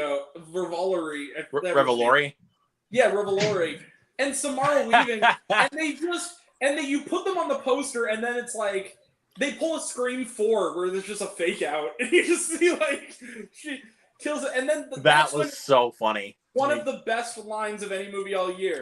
No one gives a fuck about movies. That caught me by again. His reveal, the reveal at the very beginning, caught me by surprise. But anyways, the fact that Dermot Mulroney's character, like, his whole thing is when he's talking about, it's just the irony and the humor. And plus, there was even a time during the third act where I thought Kirby was one of the killers. Like, well, but then but at the beginning, when you hear the fact that he's taking out this guy because he's morally disgusting for like getting off on doing this stuff. Then at the end, when you see it's Dermot Mulroney and he has that line about how, I never understood why Richie liked these things. Way too violent. And he's holding the knife and he has like the thing on. It's like, that's satirical. It's supposed to be funny. Yep. Like, how do you not realize that? And plus, I loved Richie's reveal in Scream 5. Like, if I'm being honest, like I think Richie's honestly one of the better killers. I like it because it's so obvious and the movie knows it's obvious and it has fun with it. Like, Exactly. you even have the line about how it's always the boyfriend. And while he's with them, and it's like... And the funniest thing when his reveal comes in, he had the inhaler on him the whole time. Well, and then that was the funniest thing about it. He had it on him the whole time. Well, did you also notice the Once Upon a Time in Hollywood joke in there? I kind of missed that, actually. Okay, so... But I need to rewatch that. So. Well, you know the girl who was the other Ghostface in number 5? She was one of the Manson family in Once Upon a Time in Hollywood, and what's significant is she's the one that bites it when DiCaprio comes out with the flamethrower, and so she's set on fire. Oh, that makes more sense. Yeah, that is very clearly a reference to Once Upon a Time in Hollywood that she dies. Yep. All right, number 3. Yeah. Number 3. Are You There, God? It's Me, Margaret. Yeah. Wow. I'm so happy. Really great movie. Yeah. Okay, these top 2 could really switch. Like, this is like a really difficult top 2 for me, but you know what? I have to go with my heart here. Okay. Number 2 is going to be John Wick Chapter 4. Awesome. And of course, no surprise, but my number 1 is the Super Mario Brothers movie. It's me, Luke Ponter. and for my most anticipated film of 2023 to actually be at my number 1 spot right now, that's a massive compliment. Like, yeah, I cannot get that song out of my head. Right. Just so I freaking loved that, and Tracy, I remember sending you a couple of those memes, like especially the one with Davy Jones. Yes. Yeah. Yes. The Davy Jones one cracked me up. Jared sent me the one where Davy Jones pulls out a lightsaber on the bow of the ship. That was funny. I think I also I sent Movies and Trains one where they had both Peaches and Never Gonna Give You Up by Rick Astley mixed into the mix. And the music video is basically Mario doing the Rick Astley dances in the music video. My boyfriend, he tutors on the side, and he has a student that all of a sudden who's 10 years old, and all of a sudden he started singing the Peaches song, and he's like, "Did you ever hear that song?" He's like, "Yeah, I know that song." And he's like this little 10-year-old kid. He's like, "Peaches, peaches, peaches, peaches, peaches, peaches, peaches, peaches." Yeah. Every time that song came on in the film, I always died laughing. Like, okay, now Luke, because not only was it unexpected, but the way that Jack Black actually has those vocals in that song is just hilarious to me. Like, it's the great. best compliment I can give that, and then we gotta let Tracy go. Sadly, but she'll be back, I hope. Yeah, I will. Sure. Yeah. But I wanted to mention the best thing I can say about that song and that movie is that it inspired me the next day to rewatch the very short-lived but very funny Tenacious D HBO series again, which is great. If you that's something that some people are actually forgetting about, that he actually had his own little band called Tenacious D. There's 6 episodes that are like 10 minutes each, and there's only like 3 like full-length episodes. It's great. Yeah, and we should rewatch that movie they did too, The Pick of Destiny. Yeah. I want to watch that show, but I gotta say. I gotta say one of the things about the voice cast with the Super Mario Brothers movie. One thing, it's still cracking me up because I just saw this again on Sunday. With Donkey Kong's introduction, like his introduction just always has me busting up. Like, because seriously, he just flies right out, and the DK rap is literally just playing in the background from Donkey Kong 64. Big jock energy, boy. Yeah, and then he's like, "Hi, Dad," and he's like, "What do you? What?" He's like, "That's what they came here for, dancing pecs." Like, and then the funniest thing, like, "All right, simmer down." I said, "Simmer down." That means you, Diddy Kong. Oh, I was so happy like, to see Diddy. And I was like, give us a spinoff. I need more Diddy. Like, we will. We're just getting started. Yeah, I need more Diddy Kong, dude. I need more Diddy Kong. Apparently, Seth Rogen said in an interview that when they do the Donkey Kong movie, he wants it to be not Donkey Kong, but Donkey Kong Country. I'm in. Yeah, right. Because again, the thing about Seth Rogen, he doesn't really do special voices. So, and no. I've come to accept that. Honestly, I've accepted that with him. Like, yeah, I'm gonna head out, you guys. Congrats! Thank you so much, Tracy. I was happy to see you here. Honored that you asked me. Yeah, of course. We'll definitely do some more streams soon. I'm really honored. Well, Tracy, I hope you can come back in July when we do the midterm. Yeah. Let me know when you guys are planning on doing that. I'd love to. We'll do. Right. Okay. All right. Thank you. See you later. Bye. Great night. You too. Nice. Oh man. Yep. But again, I gotta say another thing really quick though. Okay, and then I'm gonna do my worst. I'm sorry that I keep going on so much about the Super Mario Brothers movie, but I just can't help it, man. It's like, it's that freaking good. Like, it's really good. I like it. But I gotta say though, I'm trying to think of something I really wanted to say though. Dude, like I feel like I think the only cast member that I feel like a lot of people are tending to overlook in this film is Keegan-Michael Key voicing Toad. Mm-hmm. He was good. So freaking funny. Like, can I be honest with you about that? When I forgot he was in the movie. He was so good, I forgot it was Keegan-Michael Key, and I love Keegan-Michael Key. Like, because his voice does not even sound like Keegan-Michael Key. Also, for all my friends watching who have Apple TV Plus, this is your TV recommendation because everyone says I don't ever talk about TV. It's the second season finale is I think tonight. Schmigadoon with him and Cecily Strong. It's a musical comedy. It's great. It's like a brilliant spoof of like Broadway musicals. Isn't Dove Cameron in that? Yeah, she is too. I figured she was in that. I knew. It's Dove Cameron, and it's also like Kristen Chenoweth's in it, and Alan Cumming. It's a really good cast. Okay. I'm gonna say one last thing before we move on for the Super Mario Brothers movie. Okay. I have a lot of lists. I know, but I'm just sorry. I just have so much I really just want to talk about with this movie. But if you guys really want to hear more about what I have to say, just go check out my spoiler talk I did with Jennifer last week.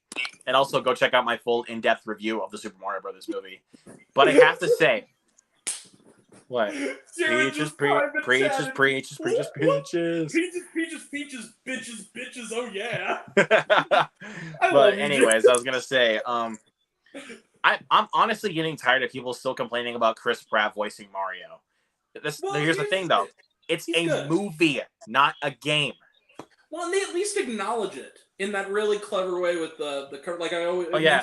What about the accents? Is it too much? Is it too much? Yeah. It's a perfect. Woohoo! And just the fact that he speaks in an Italian accent in the commercial had me busting up laughing. Like, I have to also give it to. Are you tired of paying too much for plumbing? Mamma mia! That's why the Super Mario Brothers are here. I also quite dug the fact that the commercial jingle was the Super Mario Brothers Super Show theme song. Yes, we're the Mario Brothers, and plumbing's our game. We're not like the others who get all the fame. If your sink is in trouble, you can call us on the double. We're faster than the others. You'll be hooked on the brothers. I also like that they went out of their way, even though it's an animated film for kids, to make sort of how Ghostbusters did it, to make the commercial look like one of those bad, like local company ads you'd see at like 2 a.m. on like Fox. Like it's just really shitty and like nobody's on their mark. People are messing up the lines and shit. Like it's great. Like wireless or something. I cannot wait to own that film, dude. I'm so freaking excited to own it because I actually did get that steelbook. I reordered the steelbook. So I want to tell you, Luke, you'll be funny. This will make you laugh. I went to see that movie in ultra screen 3D with my buddy Alec. We were walking out of the theater. He was giving me a ride home, and we were coming out of the theater. And in his passenger seat was a stuffed animal Kirby that he buckled in, and he was pulling it out of the car in the parking lot, going like, "It's okay, baby. It's okay. We're gonna put you in the back seat." And he was just being hilarious. I looked at this guy like, "What the fuck is Kirby doing here?" And then that picture I sent you, the picture I sent you of my buddy Ben, who was just in the chat, where dressed as Mario, I yelled at him from the parking lot, and unfortunately an 8-year-old boy was walking by, and I felt really bad, but his mom laughed, so it was fine. And I'm like, you look ridiculous! And he started laughing and goes, you look like you're auditioning for the porno version of this movie! He lost it laughing. It was great. Can I do my worst of now? Okay, sorry. I went on a little bit too long about the Super Mario Brothers movie. That's okay. I just want to be able to watch Night Court at some point. Let's get to the worst of now. Because I feel like here's the thing we're going to do. I'm going to do my worst of and best of. Jared's going to do the worst of and best of. And I think we need to call it a night. Because it's getting awfully late. And it's going to take a little bit. So, is that okay? You go right ahead. We will sort of put the comment comeback thing on the back burner for another time. We'll Probably, do that. Yeah. Well, we should just make a whole stream that's just that. That would be interesting. We probably have some... this year. Yeah. So you ready for the worst of now? Let's go. Bumba, hold on. I got to, since it's an Angry Grant show staple, I have to, if I'm going to rant, I have to do this. Hold on. I got to look it up. I should have it saved in my favorites. I'm waiting for it. Hold on. I know. Don't spoil it for the newbies here. I know. Because we're celebrating 300. You have to have, some level of, okay, which one? Okay, there it is. Yep. There it is. All right, so going down from 13 to 1. Now, I'm going to blow through 13 through 11 because they are the ones that aren't zeros. 10 through 1 are zeros. They're my middle fingers of kindness. So, my number 13... Oh, shit. Actually, it's supposed to be 14. My bad. 14. I forgot to put one on my list. Okay, so number 14 is Mafia Mama. I gave it 2 stars. It wasn't terrible, but it was sort of one of those things where it's like, what do you want to be? Do you want to be a crime movie or do you want to be a sitcom? And it didn't know what it wanted to be. It was all tonally off. But all right. All I have to say to that is, Catherine Hardwicke, please come back and make good movies again. You made 13 in Lords of Dogtown. We miss you. Please make good movies again. You've been doing nothing but crap since Twilight. Just please make good movies again. Yep.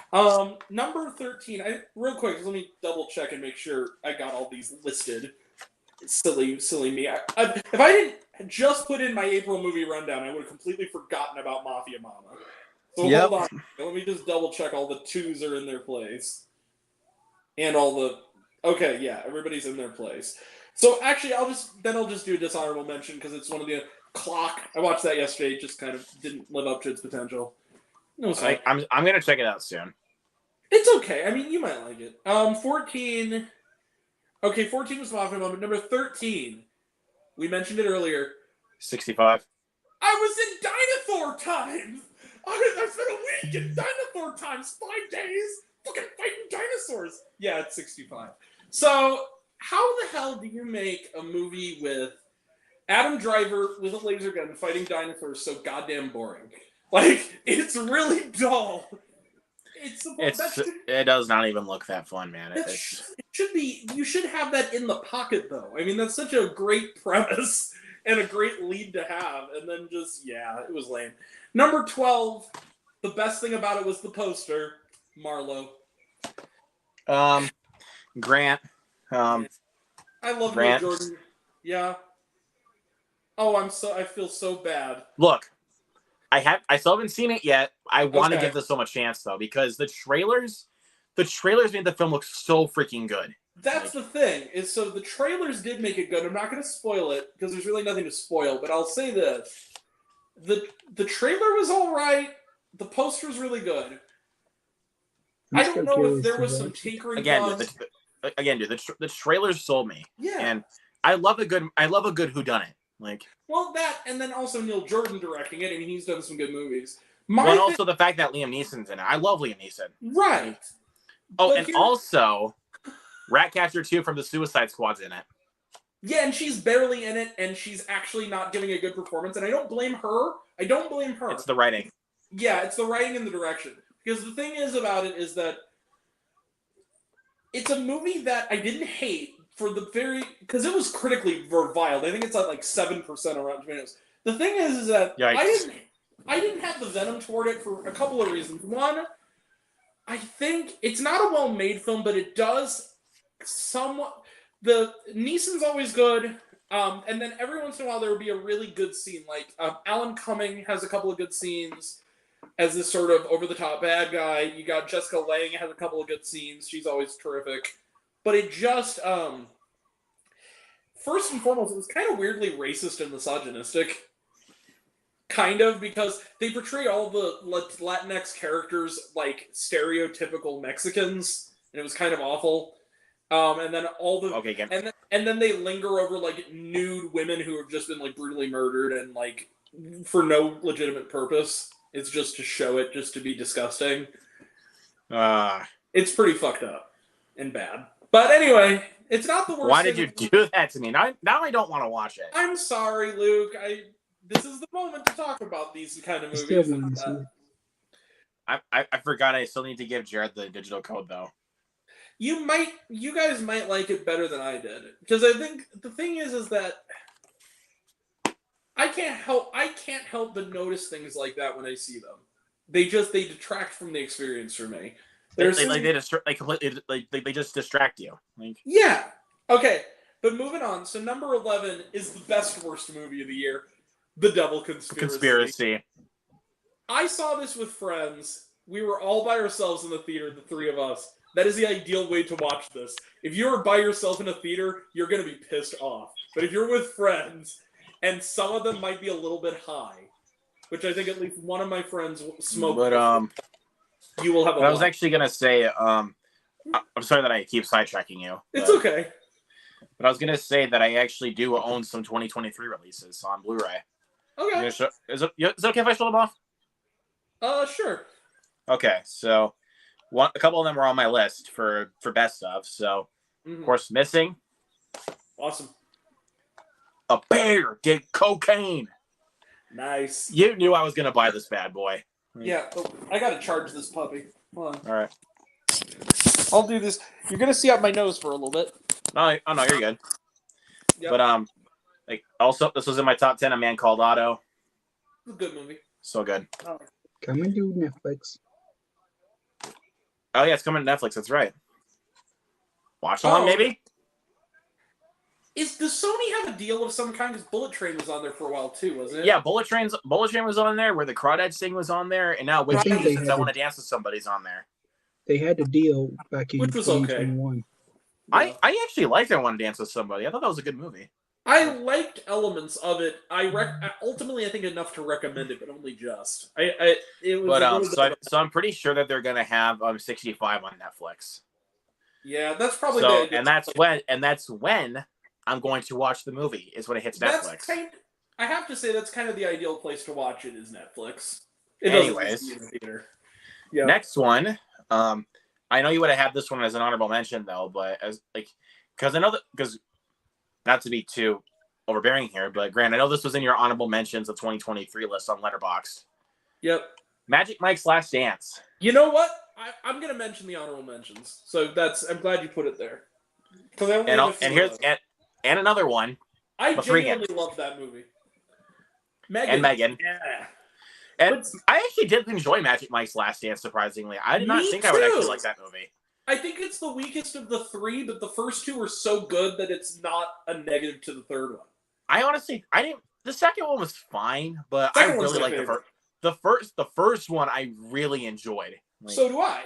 But the second one's my favorite. I think the first one's my favorite. Anyways, okay. The last two are just DC stuff. So Legion of Superheroes and Batman: Doom That Came to Gotham. That's pretty much it. Nice. Nothing new. Anyways, all right. Let's move on with the show. Where were we? Was I 11 there? Yep. Now we're on to 10, right? Because we're on to still on 11. Devil Conspiracy. Now we're on to number 10. Yeah, we're on to number 10. If it was so the Devil Conspiracy I said last, right? Yep. Okay. So this is where we get to the. Yep. There we go. This is where we rant. Number 10. Luke mentioned this. This also was your number 10, Luke. Wait. Let's. We're gonna count down. 3. Well, hold on a second. Wait. Before we start, I need to wind up. I need to say something before we begin. Okay. To quote the great Roger Ebert, this movie's heart is in the right place. I'd have trouble locating its brain. Number 10. 3, 2, 1. On a wing and a prayer. Who could it be? I'm sorry, I had to do it. Imagine if you hired someone to remake Sully, whose previous track record included Bratz the movie, Baby Geniuses 3, 4, 5, Cats and Dogs 3, and The King's Daughter. You get on a wing and a fucking prayer, and it's terrible. It's really, really bad. It's not offensive. I will say this: it's low on the list because it's not bigoted like a lot of movies that are higher on this list. It's just really shoddy and not fun to watch, and really. Well, not just that. It's just the way that they execute the story is so basic and cliche to a certain degree, where it's like it's so boring. It's basic and cliched, but it's also synthetic. It's badly made, and the thing that makes it worse is that the characters don't talk like people. They talk like they're AI. They talk like movie characters. It's very flat. It's one of those. It just feels like they're just acting in front of a camera. Like it's one of those movies where the way that we know that a couple has been married a while, as they say, and as you know, honey, we've been married for however many years. It's that kind of script where it's so hand-holdy and obvious, and to an extreme degree where it's like it's unforgivable. Like very, very, very, very unforgivable. And MGM as a studio has had a really good track record as of late. This is the bad one. This is the one that it shows that they can't only make winners, you know? So yeah, that's my number 10 is On a Wing and a Prayer. Let's move on. Look, the only reason why I wanted to watch that was because it had Dennis Quaid. I love Dennis Quaid.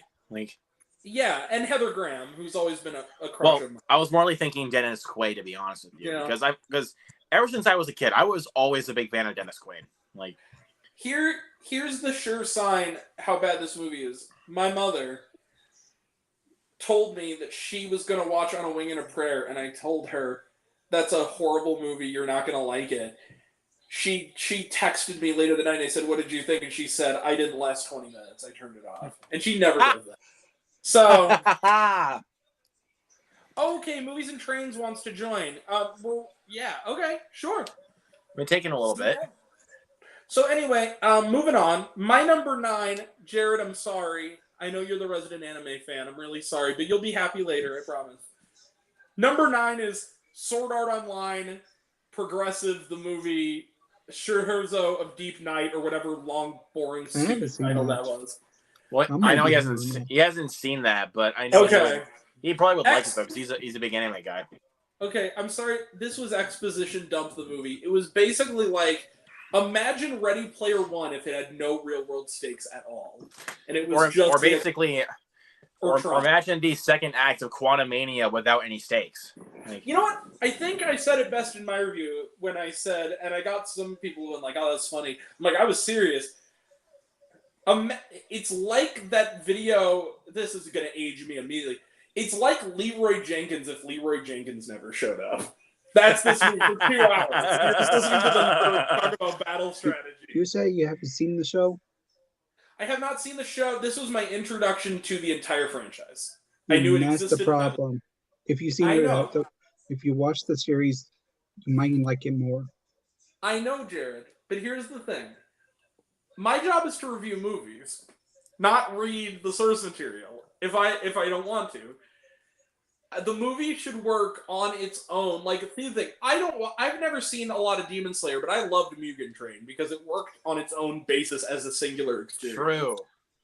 This movie was supposed to be a movie, and it wasn't a movie. That was my issue. If it was more of a movie, it felt like, and even as a sampling of episodes of the show, because like they did that Demon Slayer Swordsmith Village thing, which I liked, but it was literally 3 episodes on the big screen. That at least there was something engaging going on, even though it was kind of flung into the middle of it. But this one it was like those episodes of a show where it's the period, the filler episodes, but it was 2 hours of filler. That's basically what it was for me. So anyway, moving on. My number 8 is a movie that you guys will probably not see until later this year because it will not be released until then. I know. I saw it at Sundance. It got picked up by Netflix, so it's coming this year. Avoid it at all costs. Run, Rabbit, Run. I'm only going to watch it so I can actually add it to the list. That's all I'll tell you. It is terrible. It's like if you... I'm kind of amazed something this shoddy was actually allowed to premiere at a festival with the kind of quality level of Sundance, because this movie is... Imagine if someone watched The Babadook and Relic and then sat and went, I can make one too, but had no vision other than their memory of it, and then made the movie end in such a way where it was so abrupt that it felt like they just forgot to write an ending. It didn't feel ambiguous. It just felt like we forgot to write an ending, so whatever, stop the movie. That makes sense. But and here's the thing: they take actors on the level of Sarah Snook, who's great in everything, and she tries her best, and then Damon Harriman, who was among other things was Charles Manson in Once Upon a Time in Hollywood, and they give them nothing to do. It's an huge shame. And they're both there to just yell the names of the characters for half the script. It's bad. It looks ugly too. But I actually wanted to announce something really quick, Grant. On Saturday, if you want to join, man, I'll let you. We're gonna watch along for Plane. I don't have a copy. Is it streaming anywhere for free? Because unfortunately. Crap! Dang it! That's not an option. Is it available to rent for cheap? Because I'll even rent it. I think the cheap. Let me see if I can look online really quick. $6 rental or $20 rental? But here, you keep going. I'll look it up for you. Okay. Okay. But yeah, so that's my number 8 is Run Rabbit Run. It hasn't come out yet. Hopefully, it'll just get buried. There were better movies I saw at Sundance that are going to be talked about on another list. So we'll see about that. There, I'll wait for it. Number 7, talking about hot takes, Luke. That's your catchphrase is hot takes, right? Well, it's not technically a catchphrase. It's morely that is a thing. So okay, well, this is my hot take, everybody. And Tracy, if you're watching the replay, I'm sorry. Number 7 is Shazam: Fury of the Grant, as my friend dubbed it. Okay. I hated this movie. I'm sorry. It's fine, but I know. But I actually just looked. I just looked it up for Plane. The cheapest to rent is for $6. I will consider it. I'm also going to be on the hunt for free comic books on Saturday, so it depends on when we do it. Well, it's at the same time as usual, so it's not going to be that much of a big deal. I will do my best. I don't know if I'll be able to stay the entire time, but I will do my best. I will let you know. But just don't try to get too heavy-handed with the film though, because or tell us too much about it when we're watching it because Fritsky and I have not seen it. Oh really? Okay. So him and I are going to do it blind. So am I the only one on the stream who has seen it? Because I've seen it. Movies and Trains is going to come in, and he's seen it already. Surprise! I will say this before we even. So that actually would be a kind of a fun one to have 2 guys who have not seen it, and then 2 guys who have. Plane was shockingly not bad. It was actually pretty good. The trailers actually did look good to me. It actually looked like a lot of fun. It had more suspense than I was expecting. I thought it was going to be real generic, and it had a little more surprises than I thought. It was a fun movie. Anyway. Okay, sorry that I got sidetracked there, but I just wanted to let you know in case you're down to join. Shazam: Fury of my cock, as I call it. This movie I'm sorry, but it's the way it is. I know, man, but I don't know. I got to be honest, man. I thought it was a lot of fun. I mean, Jack Dylan Grazer was fantastic, and I thought Rachel Zegler was awesome as Anthea. Okay, Luke. This is my time now. I'm just telling you right now. I'm just telling you, okay? It's okay. I got you. First and foremost, I love Rachel Zegler. Do not get me wrong. She was phenomenal in West Side Story. She's great. She wasn't good in that movie. Now, let me explain why. It wasn't her fault. It was sort of like Daniela Melchior in Marlowe. It's not her fault. The thing is that Helen Mirren wasn't good in that movie, and I love Helen Mirren. The thing with Shazam to me Shocker. was all the charm. Why is that a shocker? She's a treasure. Anyway.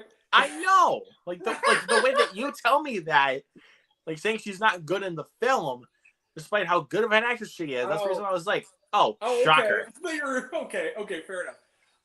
I thought the movie just was completely it took all the charm and novelty of the first movie's concept and turned it into generic dragon fighting superhero nonsense. That wasn't funny, didn't have any life to it. It just was totally full of bad CGI and logical errors, continuity errors. The one thing I will give it, and then I want to move on from it. The one thing I will give it that is positive is that one scene involving LGBTQ plus representation was very well handled. And I actually have to say, beyond the representation factor, that was the closest I think the movie came to really capturing the family vibe of the first movie well.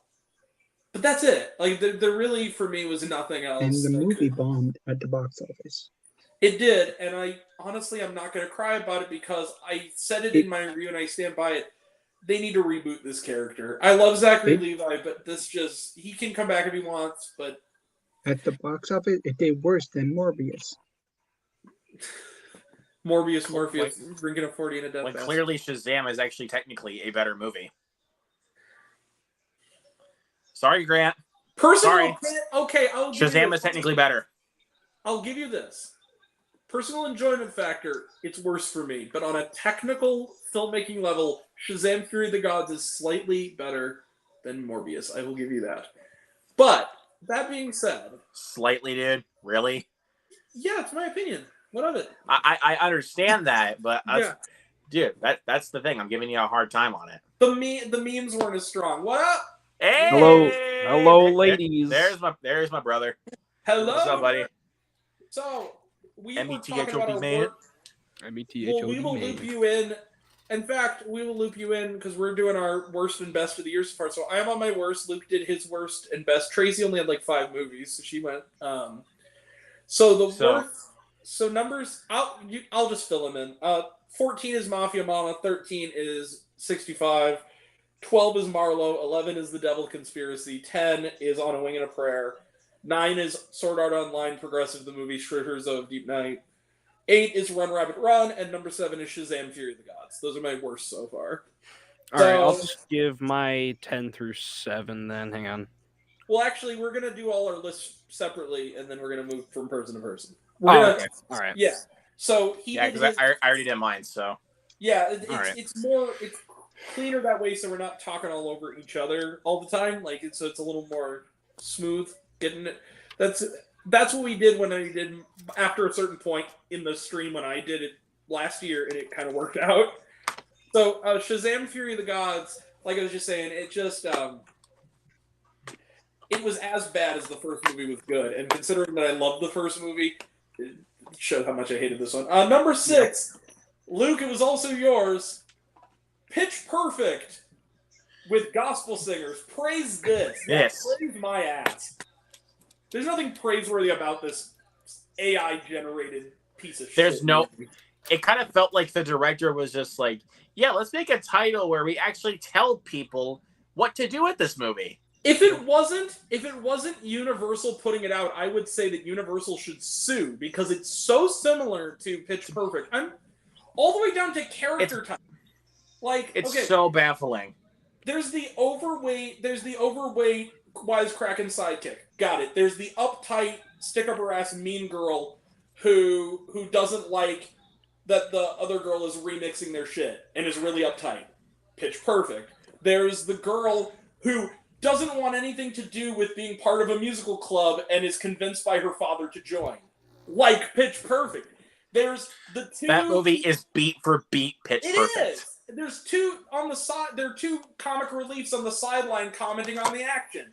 Like Pitch Perfect. It's the same movie, except everything that praised this was Pitch Perfect did a million times better. Except with a good old spoonful of Jesus in your mouth while you're watching it. And the other thing that's interesting is they take these great R&B and pop songs, and they turn them into about sex, and they have Jesus in them. It literally turns into Christian rock hard from South Park in like the last 30 minutes because they have the dude singing. It's really bad.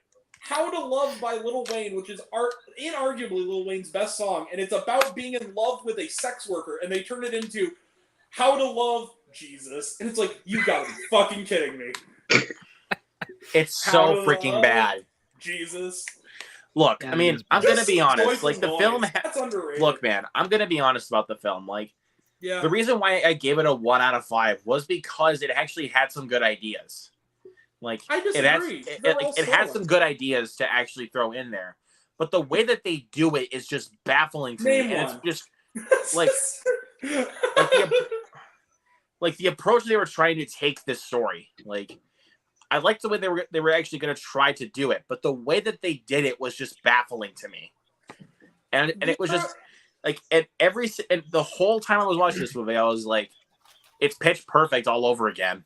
I'm shocked. Can I be real? And plus, I'm not even a big fan of the first Pitch Perfect, to be honest with you. I'm not even a fan of all three of those movies. Now I am, because I think Pitch Perfect, what made Pitch Perfect really great is that as a comedy, is that Pitch Perfect took a tried and true concept. Like, I think all those films are fine, but I'm just not big fans of those films. Okay, but here's where I'm coming from with it.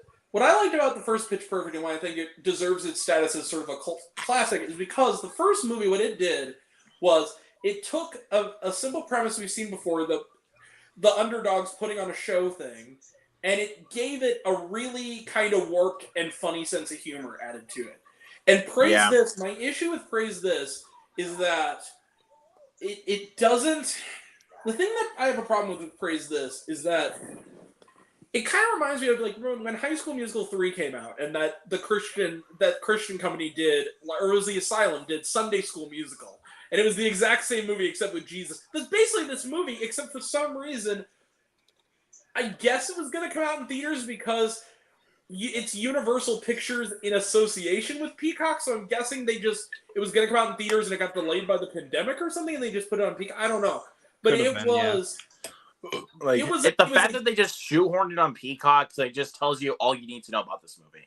It was a Xerox, basically, of Pitch Perfect, but with less white. But I mean this respectfully. You know this. But if it was with an all African-American cast and it was about Jesus. That's it. That is the only difference. It's like if you took... And again, I'm not... You know me. I have no problem with genres representing other people that are not white people. You know this. Right. Or straight people. You know this. You know me. I'm the first one to call bullshit when that whole Little Mermaid nonsense was going on. Like, yep. So this is dumb. I'm sorry that I'm cutting you off again, Grant. That's okay. But the weirdest thing was somebody literally shouted this in my theater when I saw Evil Dead Rise. They played the trailer for the teaser to clarify for the Little Mermaid, and someone I know my theater's weird, but that's weird. Let me just say. Like, there was some, I think it was towards the back. He literally shouted this. He was like, "She's black." He shouted that out loud to a certain degree where I could literally hear him. And I was like, did you really just do that? Drew said he shared the stream. Thank you, Drew.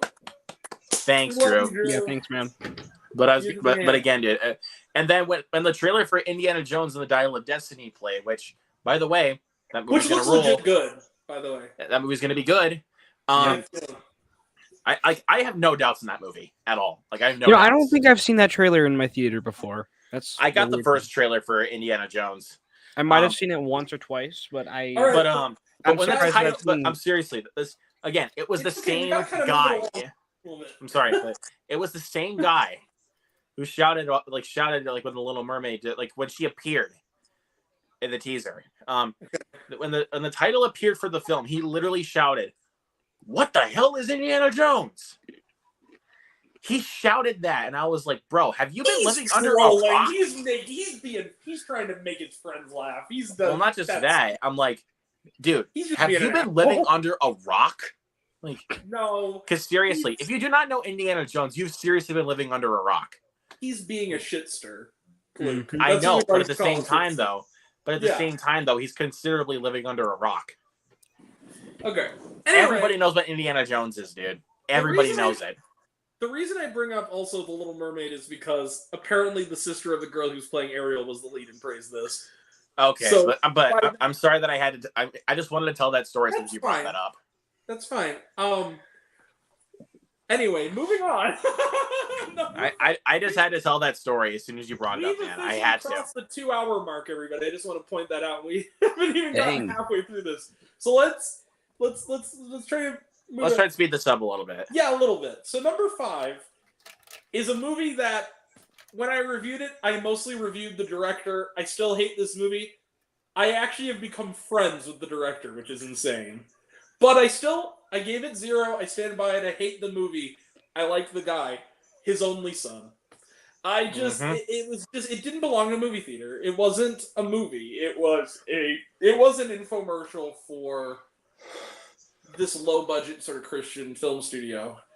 And the guy who made it's a cool guy, but other than that, yeah, it's just not a movie. When I got that trailer in front of Creed 3, and I was like, this is the movie I'm getting. But thankfully, the last trailer I got after that, the last trailer I got in front of Creed 3 was Evil Dead Rise. So, which is a good movie. Speaking of, yes, Luke. Okay, we gotta move it along. I'm sorry. I just love doing that moment, dude. So, in conclusion, on number 5, love the guy, hate the movie. His Only Son is number 5. Number 4 is a recent addition. I missed our stream for this bullshit. This movie was so bad it ruined my whole night. I had plans with my friends, and this movie ruined it. Pawnee and Selvin Part 2. Go fuck yourself, movie. 3 hours of more exposition. That's right. Okay, so let me just set the stage a little bit. Last fall, I saw Pawnee and Selvin Part 1, and I gave it 2 stars. If you look at Letterboxd, it's not 2 stars anymore. And the reason for that is, I said, this is 3 hours of boring exposition, but I have hope that something will happen in Part 2. Nothing happened. 2 hours and 40 minutes of exposition, 3 minutes of a really badly shot fight scene, and then 10 more minutes of expositional wrap-up and credits. Boring. Fuck you, movie. Yeah, I'm never going to watch those. It's terrible. Never mind. Terrible. Number 3, if you go out in the woods today, you'll see a shitty movie. Winnie the Pooh, Blood and Honey. Fuck this movie. Fucking bother is right. Yeah. Winnie the Pooh. Hey! Well, not the children's Winnie the Pooh, to clarify. No! Children's Winnie the Pooh still rocks. Many Adventures of Winnie the Pooh is still a certified herd classic. Of course. The Tigger movie's good, great too. Fucking movie. But this movie... I love the Tigger movie, and also Pooh's Heffalump movie. And the Piglet movie. Piglet's Big Movie, or whatever that one was. Of course. And, of course, the 2011 Winnie the Pooh. Yeah. The Tigger movie is still one of... That's the good stuff, man. And also, Christopher Robin from 2018 with Ewan McGregor. That's the good stuff. Okay, real quick. But still, the movies and trains. We're still in the good stuff, though, right? Yeah. Real quick. Miles better than... It's related, but real quick sidebar. When I was a kid, I had no idea how release dates on movies work. I wanted to see the Tigger movie around Christmas time. I didn't realize it was a February release. So my mom said, there's got to be something else we can go see to tide you over. And so she took me to see Stuart Little. And I stopped crying about the Tigger movie for a couple months because I really loved Stuart Little. Stuart Little's good, fun. But still, Stuart Little's great. It is, and so is the Tigger movie. Anyway, moving on though. Winnie the Pooh, Blood and Honey. Hey, there's a guy in a bad Spencer's Gifts pig mask coming with me with the sledgehammer. I'm going to in the pool even though I have time to leave. Fuck hold on a second. Do I have time to run yet? Seriously, the girl that was in the pool is a complete fucking idiot. Yep. Derpy the Pooh is more like... It's just... And not just that, all of the characters are idiots. Yep. They're not... Okay, I don't even want... Okay, they're all idiots, but they're not characters. That's the other thing. No, they're not characters. They're porn stars. I mean this with all respect to women. I said this in my review, like, they are walking tits. That is their whole character. They are there to be tits that are... Because seriously, the girl that was in the the girl that was in that jacuzzi. Like seriously, all you can just either look at her face or her tits. Like, Yeah. All you can see when you that's all you can look at, either her face or her tits. Yeah. Well, and the other thing is, I think who said it best was Mark Kermode, the BBC film critic, when he reviewed it. He said, this entire movie, the extent of the Winnie the Pooh stuff is Christopher Robin going, why are you doing this? Why are you doing this? We used to be friends. Why are you doing this, please? And then he said... That's his character. And then he kind of stops, and Simon Mayo's like, this movie seems like it's completely unnecessary. And then Mark Kermode's like, and then like the whole thing of like, he goes, are we going to move on? He goes, we're going to move on. He goes... ripping the woman's top off of her, throwing her in the wood chipper. It's like, grow the fuck up. It's like, yeah, exactly. Thank you. And every single kill you've seen in every single kill in Winnie the Pooh Blood and Honey is everything you've seen in a normal slasher. Yep. Everything. Especially even the wood chipper kill when he rips a woman's shirt off and then puts her in the wood chipper. You've seen it in an SML movie. Come on. Hey, guess what? And dude, you've seen it in Tucker and Dale versus Evil. A guy literally goes through a wood chipper. Hey, Luke. I'm just gonna say this: Evil Dead Rise did it fucking better. Easily. Yep, 1,000%. No spoilers for Movies and Trains of Jared though, because they haven't seen it. I know, but let's just say we're gonna talk about that movie more when I get to another list. It's not. All I can guarantee is that every single kill in the entire Evil Dead franchise is better than everything. Not even just the kills, everything about Winnie the Pooh. Yeah, because you can fucking see it. Yeah. Because Evil Dead Rise is actually a good movie, and also for the record, it's creepy. Yeah, it's actually good. Evil Dead Rise. It's really genuinely creepy. Like, amen. All right. Anyway. Amen, brother. Now, Luke, you're wondering what could top Blood and Honey, which was your. I know the two movies I topped it for you. Okay, but don't spoil it. I'm not going to spoil them. Number 2. But I know the two movies. Both of these movies you guys will never have heard of. I bet not. But one of them I have heard of. Okay, number 2. I want to set the stage here. It was in my theater for 5 days. It came and went so fast, it barely lasted. Me and my buddy were probably the only two people in my whole town who saw it. And we were going when there was a tornado warning. And at one point in the movie, the picture did a weird effect, and we genuinely didn't know if the power was going out or the movie was just that shitty. Number 2 is Spinning Gold. Now, you've never heard of this movie. I have. Okay. It's marketed I never heard of it until you brought it up, man. Okay.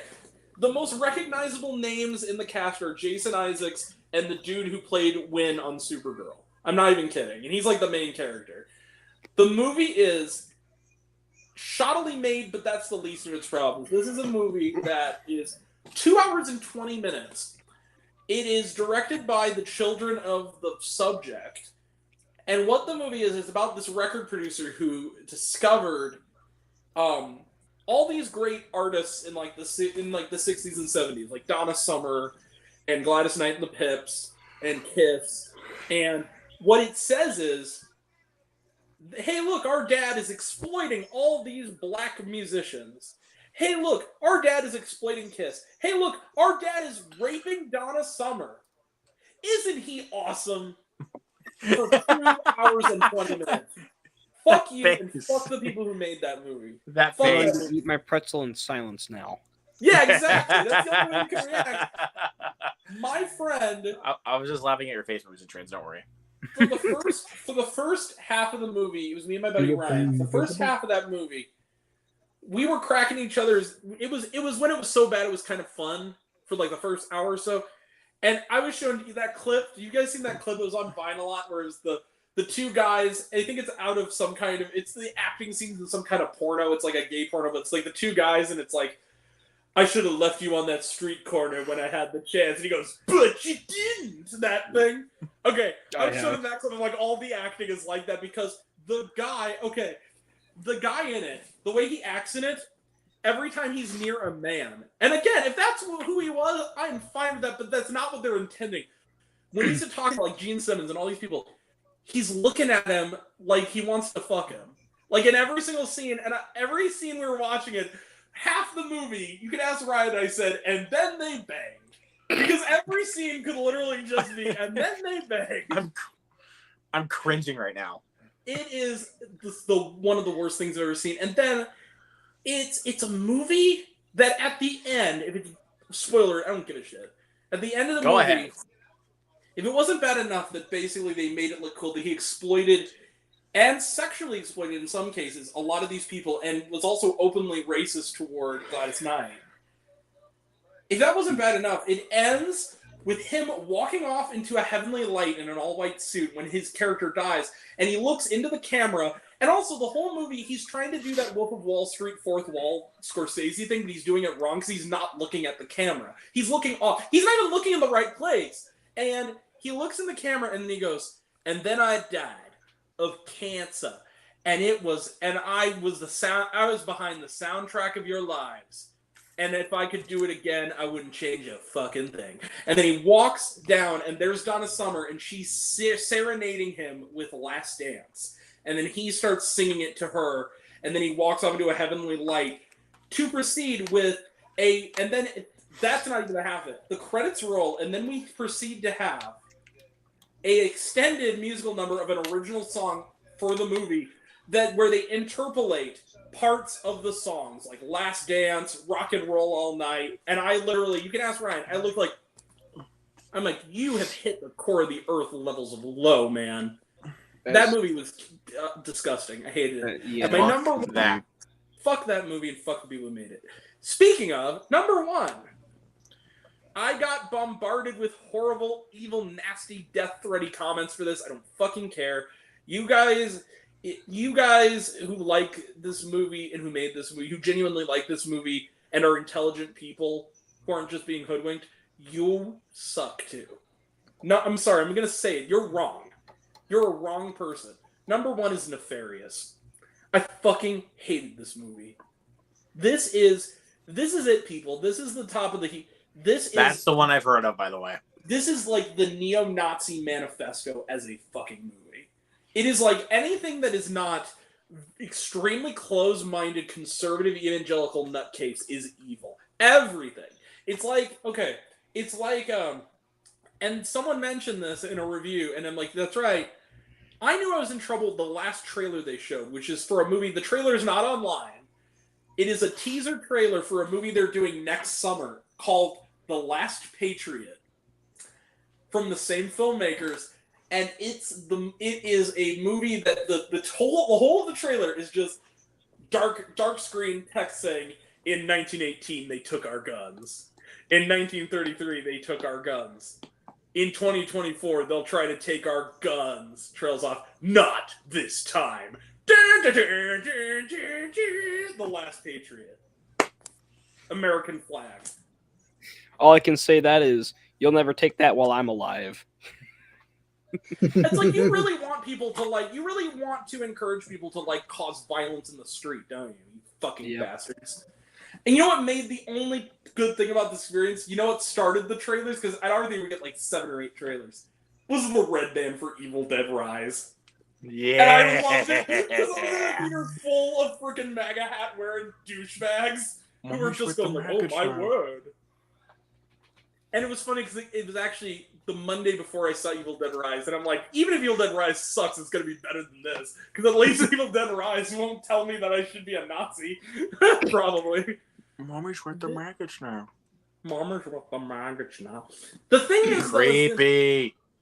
My buddy speaking of Ryan, he showed up 20 minutes late, and he came sitting next to me, and he shocked me, and it was in a moment when he's reading from the Book of the Dead, that's all I'll say. And he just came up to me and he goes, 10 minutes, I'm like, and I turned over and he goes, Mommy's with the maggots now. Oh, man, now I really want to go see Evil Dead again, bro. Take me with. Yeah. It's really awesome. Invent a teleportation machine. Come with me. Anyway, number one. Come with me if you want to live. Come with me if you want to not die. Number one. Come with me if you want to live. The Lego movie. And the Terminator. Number one.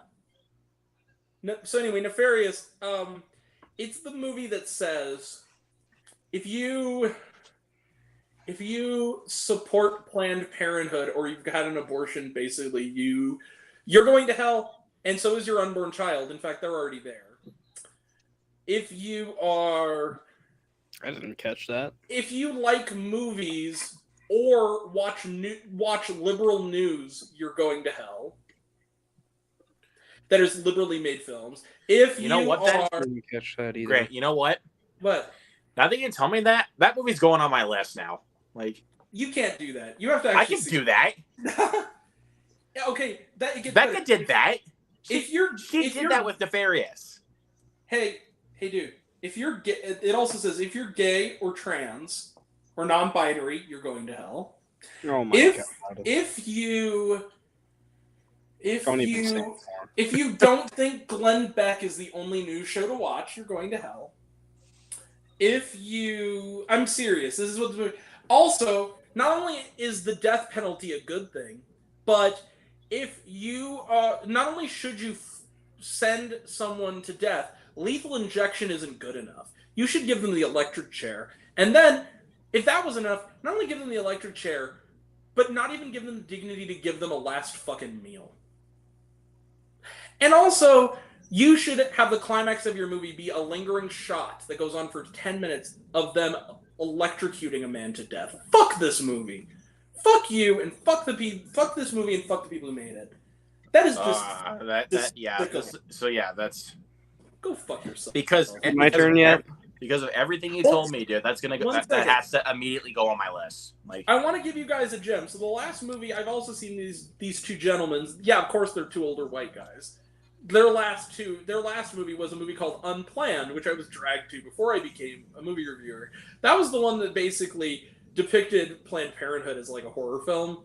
And the climax of the movie is Planned Parenthood is destroyed forever thanks to the My Pillow guy getting in a bulldozer and knocking it down. But the best part of that movie is this is the audience who's writing a movie about this. The two guys who did this. There is a scene where the woman who is formerly Planned Parenthood and her husband are watching her former boss up a government building staircase, and she turns to him and goes, "Is it weird that I just want to go up there and punch her in the face?" And then the husband goes, "No, honey, that's my job." That's who made the Nefarious. The dudes who wrote that line. I'm not even fucking kidding you. Damn. Yeah, that's an immediate red flag. That. Yeah, it's awful. Red flags all over the place. Not just red flags, just evil. I mean, you know what I left the theater feeling after that was positive, and my mom said, how was it? I said, well, that Blackberry movie looks kind of interesting. He goes, what about the movie? He goes, oh, it was of the devil. It was awful. It was fucking terrible. And I told her everything's wrong, and she goes, oh my god, this sounds like the worst piece of garbage. Yeah, it is. It is. Anyway, that Blackberry movie does look pretty good, though. Anyway. When is that coming out? I want to see that. In a couple weeks. I'm probably going to have to go to the theater in the next hour. Becca, because he already came out in Canada, Becca loved it. She said it's supposed to be one of the best movies of the year. Is How to Blow Up a Pipeline still her favorite movie of the year? I want to see that too, and it hasn't come to. It's the closest theater away is an hour away for that. I'm interested in seeing it, but I'll wait until streaming. I got the trailer for that with Infinity Pool, and I'm like, well, this looks interesting. Anyway, so that's my worst of list. We'll do my best of list after Movies and Trains shares his thought. Yeah. Okay. So I will probably just try to do my best and worst just at the same time. Well, not at the same time, but right next to each other because I have to go in a little bit. So okay, yeah, you can go ahead. I would like to give two honorable mentions to Spinning Gold and Nefarious because you just mentioned them and they sound awful. And I have actually seen Nefarious, but I didn't catch half of the stuff that you were mentioning. So really, I didn't catch any of that. If you watch movies, you're going to hell. If you're when Planned Parent, Nefarious, what? I must not have paid attention, but I saw it somewhere. Are you sure I think we're one of my the friends same Nefarious because it's such a generic title. I know, it's Nefarious. Okay. Yeah. Let me catch my spot here. Okay, number 10, we have The Strays. Netflix movie, very generic. It's not that terrible. It's just not good. It's boring. It's so boring. Yeah. All right. Next is Kids versus Aliens. If this is on Shudder right now, skip it if you're interested at all. It's so boring. Oh. It's so boring. I liked the original short when it was in that one of the VHSs. I can't remember which one, but that's too bad. Yeah, it seems pretty fun, and it has like this like little Stranger Things aesthetic to it, but every single thing about it is so cliched and just doesn't work at all. And that's a bummer. Yeah, Genuinely, it's a short runtime, but it feels like it's 2.5 hours long. Yeah. So, next is Noise. Just super duper generic and so overacted. Like, never heard of that one actually. Seriously, man, like the drama and stuff that goes on in that movie, especially with the family drama, is so overacted. Isn't it on Netflix or? Yeah, it's on Netflix. Okay. So if you guys want to watch another movie, don't watch that one. Go watch Hunger or something. Go watch that. Go watch Hunger, like on Netflix. Yeah. That's a good movie. My number 7 is Praise This. Oh, that already stole the words out of my mouth. That movie is awful. It's offensive. Like, right above us, me and Luke, we were right above you, like 6 with that one. Oh, well, actually, now it's going to be my number 7, so because everything you told me about Nefarious, I had to add it to the list. That doesn't count, Luke. You have to actually suffer through at least some of it. Like I'm not suffering through that, dude. I'm not doing it. Okay, fine. Because Winnie the Pooh, I suffered enough with Winnie the Pooh, Blood and Honey. Yeah. And I suffered enough through Children of the Corn. I suffered enough through Fear. Yeah.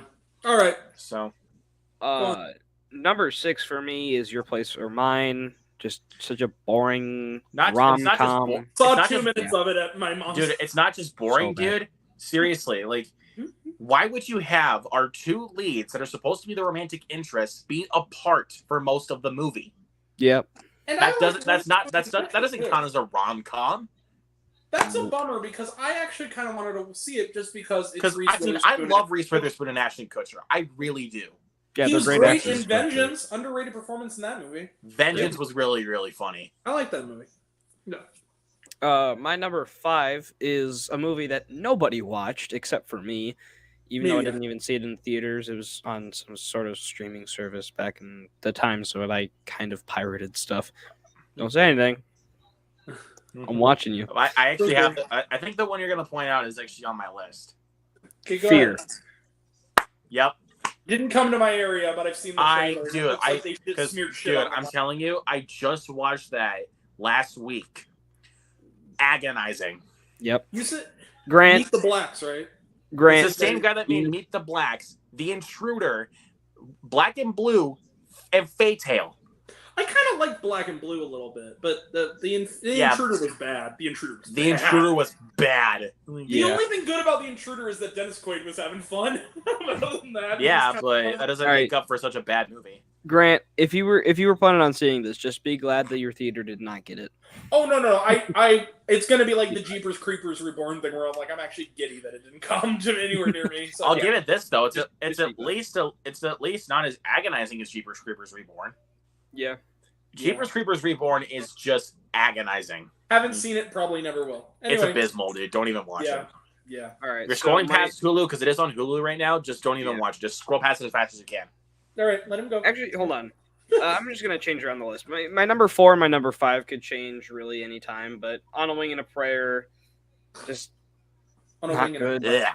It's way too basic. So stupid. Yeah. And you're number 10, actually. And then this is like right here is really where Nefarious and Spinning Gold would be for me. But anyway, number 3, Teen Wolf the movie. I still haven't seen it. So long. I did not think it was that bad. Here's the thing. It was okay, honestly. I thought it was okay. Here's the thing, Movies and Trains. I actually had Jared make a thumbnail for me for that movie because I was under the impression Teen Wolf I watched off and on. I wasn't like a big fan of it, but I saw it was only going to be like 73 minutes. I'm like, okay, that doesn't, because it was originally listed as only 73. I'm like, I can do that like at 11 p.m. the night it drops. It was 2 hours and 28 minutes or something. And I was like, what the fuck? Teen Wolf the movie? Really? No. It's longer than freaking Man of Steel. If that says anything. Ain't nobody got time for that. Hold on. I'm pretty sure it is. It might be like a 3-minute difference, but with the credits compared, it's like That's too fucking long for a sequel movie to a show that's already over. I'm sorry. Yeah, and I don't like the show, so this movie. Okay. And plus, it's around the same time as freaking Spider-Man: No Way Home. Like 2 hours and 20 minutes. No Way Home actually earned its runtime.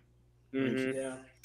And anyway, this movie is just so boring. And look, man. I'm gonna be honest. Like, I'll be honest about my opinion with Teen Wolf movie.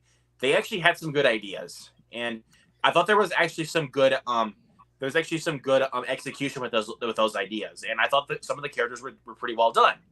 But most of the writing I thought was really, really basic and so generic to a certain degree, where it's like I started to kind of hate where this was going. Like, I have to also be honest about it too. The other thing that kept me off from watching it is that one of the only things that kept me watching Teen Wolf for the rare times I did was Styles. So the fact that Dylan O'Brien didn't come back was a sure sign for me that I probably wasn't going to like the movie. Because he was my favorite character. Yeah, fair enough. So, anyways, my number 2. I have this on my list too, by the way. Oh, you know my number 2? Mm-hmm. All right, Children of the Corn. I just watched that last week too. The nearest theater to me was 20 minutes away. Seriously, like the final few minutes is probably one of the worst horror endings I've ever seen. Yeah. Because seriously, they're about to kill somebody, and they just have her light a cigarette, and then it freaking explodes. I mentioned this before. It is just Windows Movie Maker. I mentioned this before you got here, Movies and Trains. My friend told me not to watch it. I just thought for the hell of it, and if I get through the whole thing, I'll review it. Maybe it'll be a good movie to rant about. I put it on Shudder. I got through the first 10 minutes. I turned it off, and I decided, no, I'm not going to do a review because it was so bad. I gotta review it. I have to review it though, man. I have to review it because I just watched it. I finished it, it's that and Fear that I gotta review. Yeah. Despite how absolutely abysmal those films are, I have to talk about them. It's in that triple crown of movies that I got. I was going, and also, still, by the way, I still need to talk about Winnie the Pooh, Blood and Honey.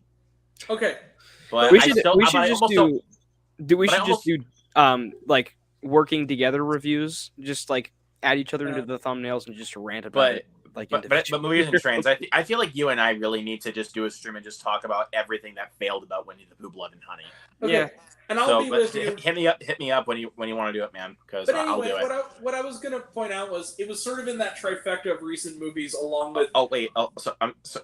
Dude, I feel so bad that I keep cutting you off. I'm really sorry. Okay. But Movies and Trains, send me a pic of yourself so we can do a little thumbnail for it.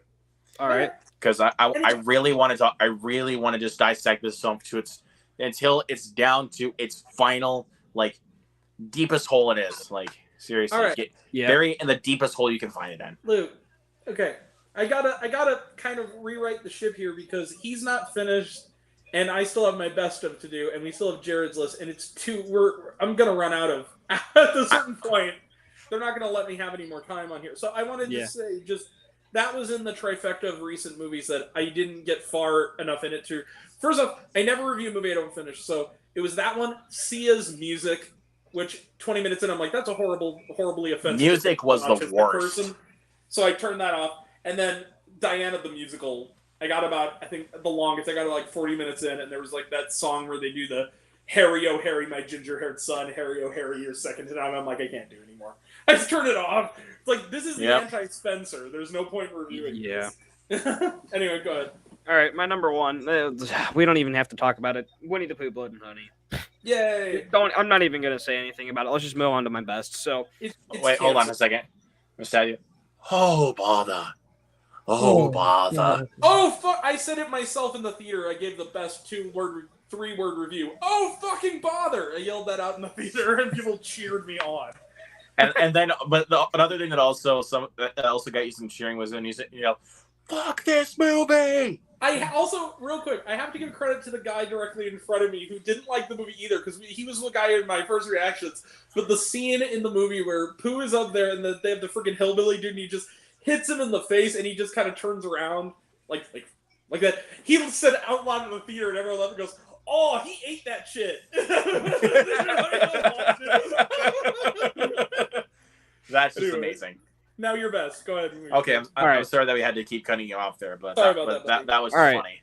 My best. Okay, no comments at all. Just like none at all. I'm just gonna fire through and then log off. Sure.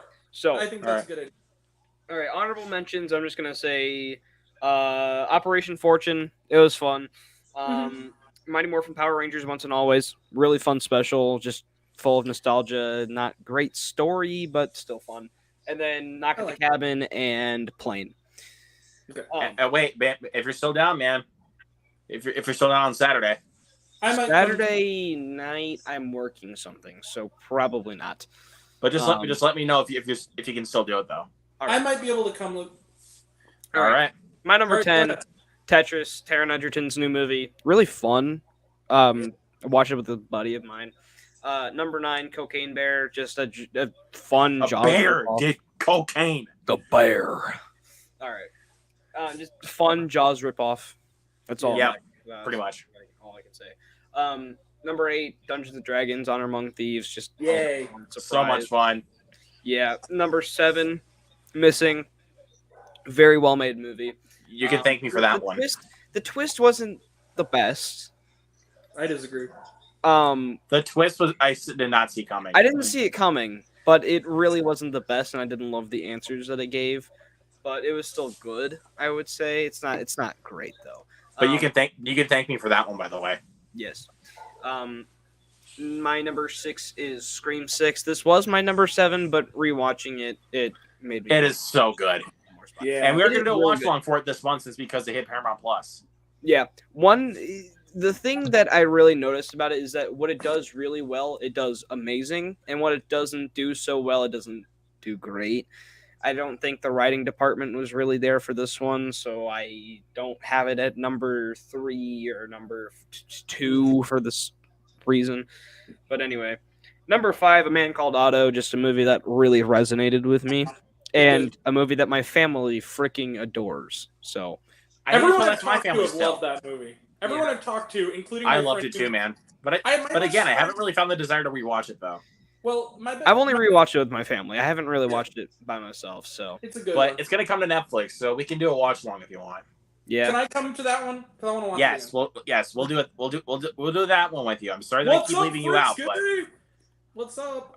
You're here right close to the end. We're into the third act of this. Okay. At school filming my director's statement. Gotcha, buddy. We're just getting to the climax.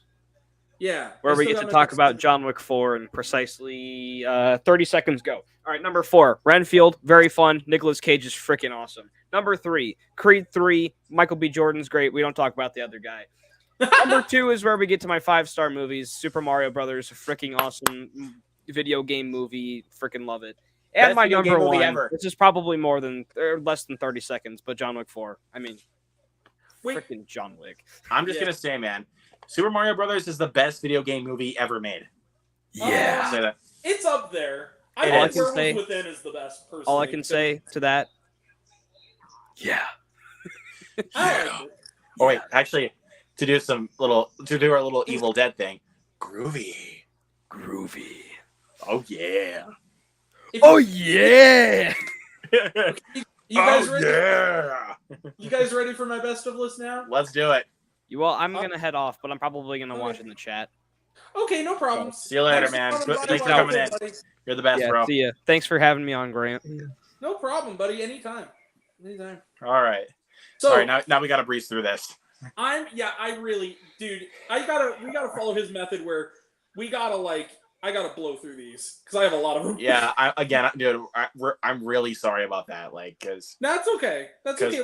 There was just so many things I just needed to touch upon when you guys were talking about it. How about we do this? I'll run through them, and then when we're done with the whole list, I'll give it 2 minutes for everyone to say their piece about them. Let's just so we can move it along and get Jared's in, and then we can go because it's almost 3 hours we've been doing this. So don't worry. This is not going to be the longest stream I've ever done. Okay, I know. Nor mine. But I think our Oscar stream was... No, my best of stream was the longest, actually. The longest one I did was your Oscar stream. Okay, maybe it was... Did we get to 5 hours? We might have. We got to almost 4 hours. But the longest stream I've done it was with my stream with Jacob Hubbard. Okay. So anyway, honorable mentions. All right. Megan, awesome. Sick. Don't at me, Luke. I'm not going to at you because I'm glad you liked it, man, but it just wasn't really for me. Okay.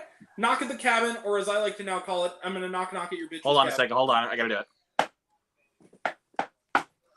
I have to do the knock. Yeah, I think I said it best in my initial reaction to my buddy when I was walking out of the Dolby Theater. I said, I can't at all dislike a movie that has such love for Kiki's Delivery Service. So there you go. Next, all right. We're still in the honorable mentions, remember, so let's move through. I know. I'm sorry. All right. It's okay. I just gotta right the ship a couple times. All right. Magic Mike's Last Dance. I don't know why critics hated this so much. I love this movie. Especially the climactic dance numbers were just, that rain dance was goddamn awesome. A great conclusion, by the way. Oh, yeah. Demon Slayer to the Swordsmith Village. That's not technically a movie, but I had a really good time with it. Moving On. This was a really underrated comedy with Lily Tomlin and Jane Fonda. Didn't play in a lot of theaters, but mine luckily was one of them, and I really liked it.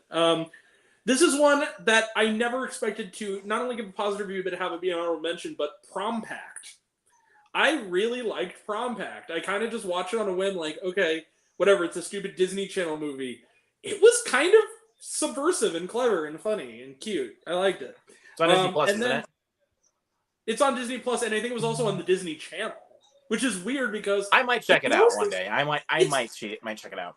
Which is funny because it's TV-14. It actually has some sex jokes in it, which is kind of weird. I never thought I'd see a movie that also airs on the Disney Channel where someone mentions P&V in the movie. Anyway, moving on though. He mentioned it in his list. It's an honorable mention for me, Tetris. I just dug that movie. Movies and Trains Dead. It was really fun.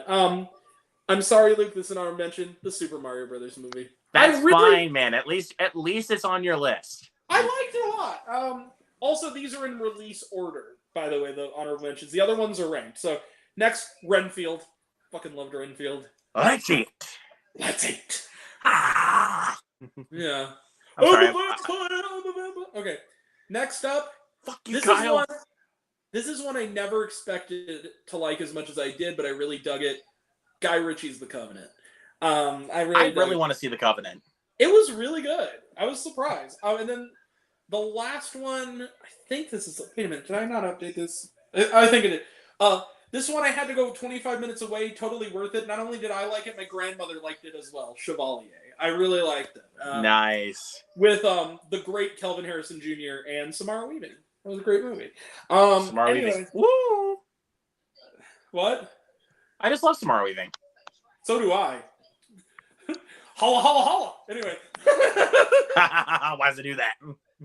All right, so this list, ranked, is split into two distinct halves.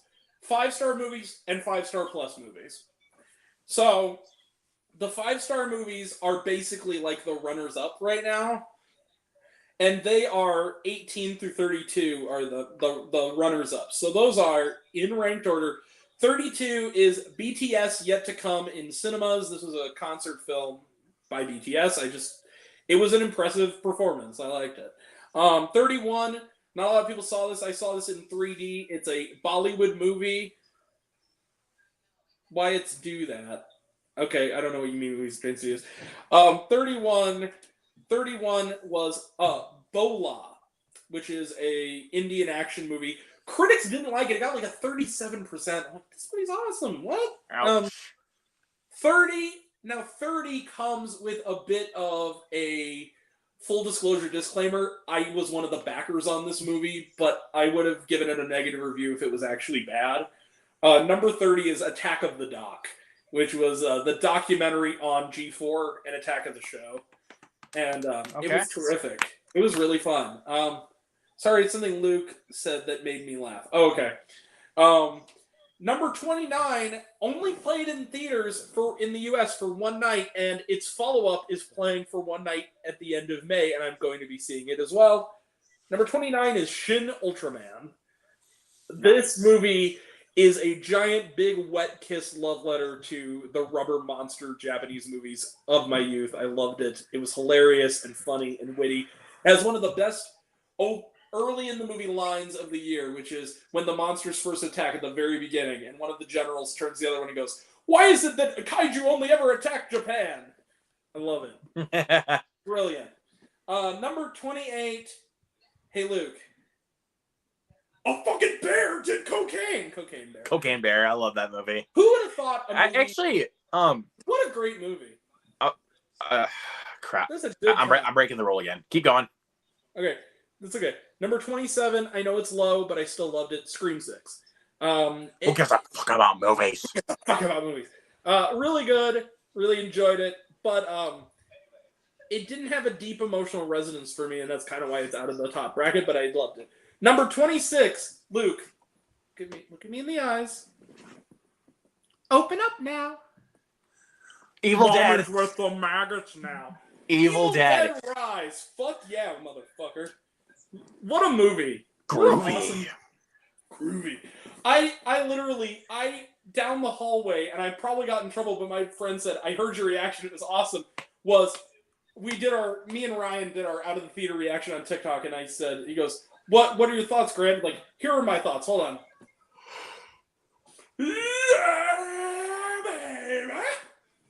That was my response to Evil Dead Rise. What an awesome what a way to continue this franchise, and it's really creepy and really funny. I had some of the best reactions come out of me in that theater, dude. Like, and Alyssa Sutherland's performance, just a boogeyman to really be afraid of. Scary mom. And the final girl in the movie, dude. Oh boy. Dude, she was good. Lily Sullivan. I wish Auntie Beth was my auntie. What a badass. She was so good, bro. And that little girl was amazing. A little girl who played the daughter. She was the youngest daughter, right? Yeah. The scene with the eating glass. That's all I will say. That actually made me wince a little bit. Mommy's with the maggots now. Talk about great movie lines of 2023. Anyway, number 25. We got to move through these. Number 25. Hey, Luke. What? Poor Jonathan. Dungeons and Dragons Honor Among Thieves.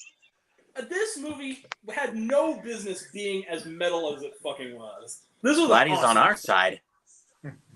I love that movie. It's funny. What is it again? Hold on. What? I was trying to do. What is it again? It's an owlbear. It's an owlbear. Yeah. I mean, and I've never played Justice D&D. Smith was so funny in the movie, dude. And I've never played D&D before. I loved it. Neither have I. I loved it. I don't mind. Make sequels to this. I will see them. I don't care if this film did not do well at the box office. Give us more. The resurrection scene. I have not seen a funnier slapstick gag outside of Monty Python in my life. That was so funny. Or you talking about the graveyard scene? Yeah, that's what I'm talking about. That was hilarious. That was great. And then the mid-credit scene is the guy that's still there. Brilliant. Still up. It's like, hello, I'm waiting for my fifth question. Why did you phrase it like that? Just amazing. Anyway, I'm sorry. It's okay. Number 24. This is a movie no one saw because the House of Mouse buried it, but do not make the same mistake. Number 24. Chang Can Dunk.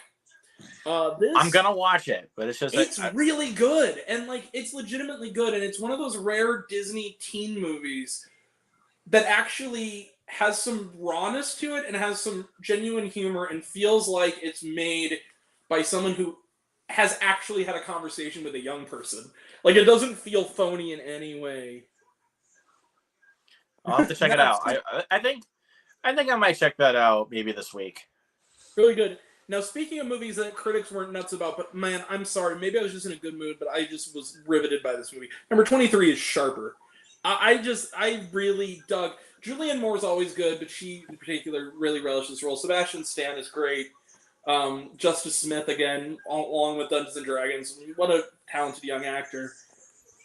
Movies and trends. I'm going to be honest. She was good in Detective Pikachu as well. Agreed. Yeah. I don't understand the hate for him. I like Detective Pikachu. I'm talking about Justice Smith and Detective Pikachu. A lot of people hated him in that movie.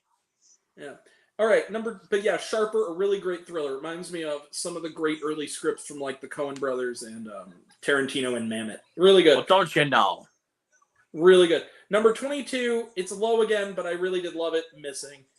Just lightning struck twice, man. What a great sequel to it. What do you know? Well, what do you know? Movie.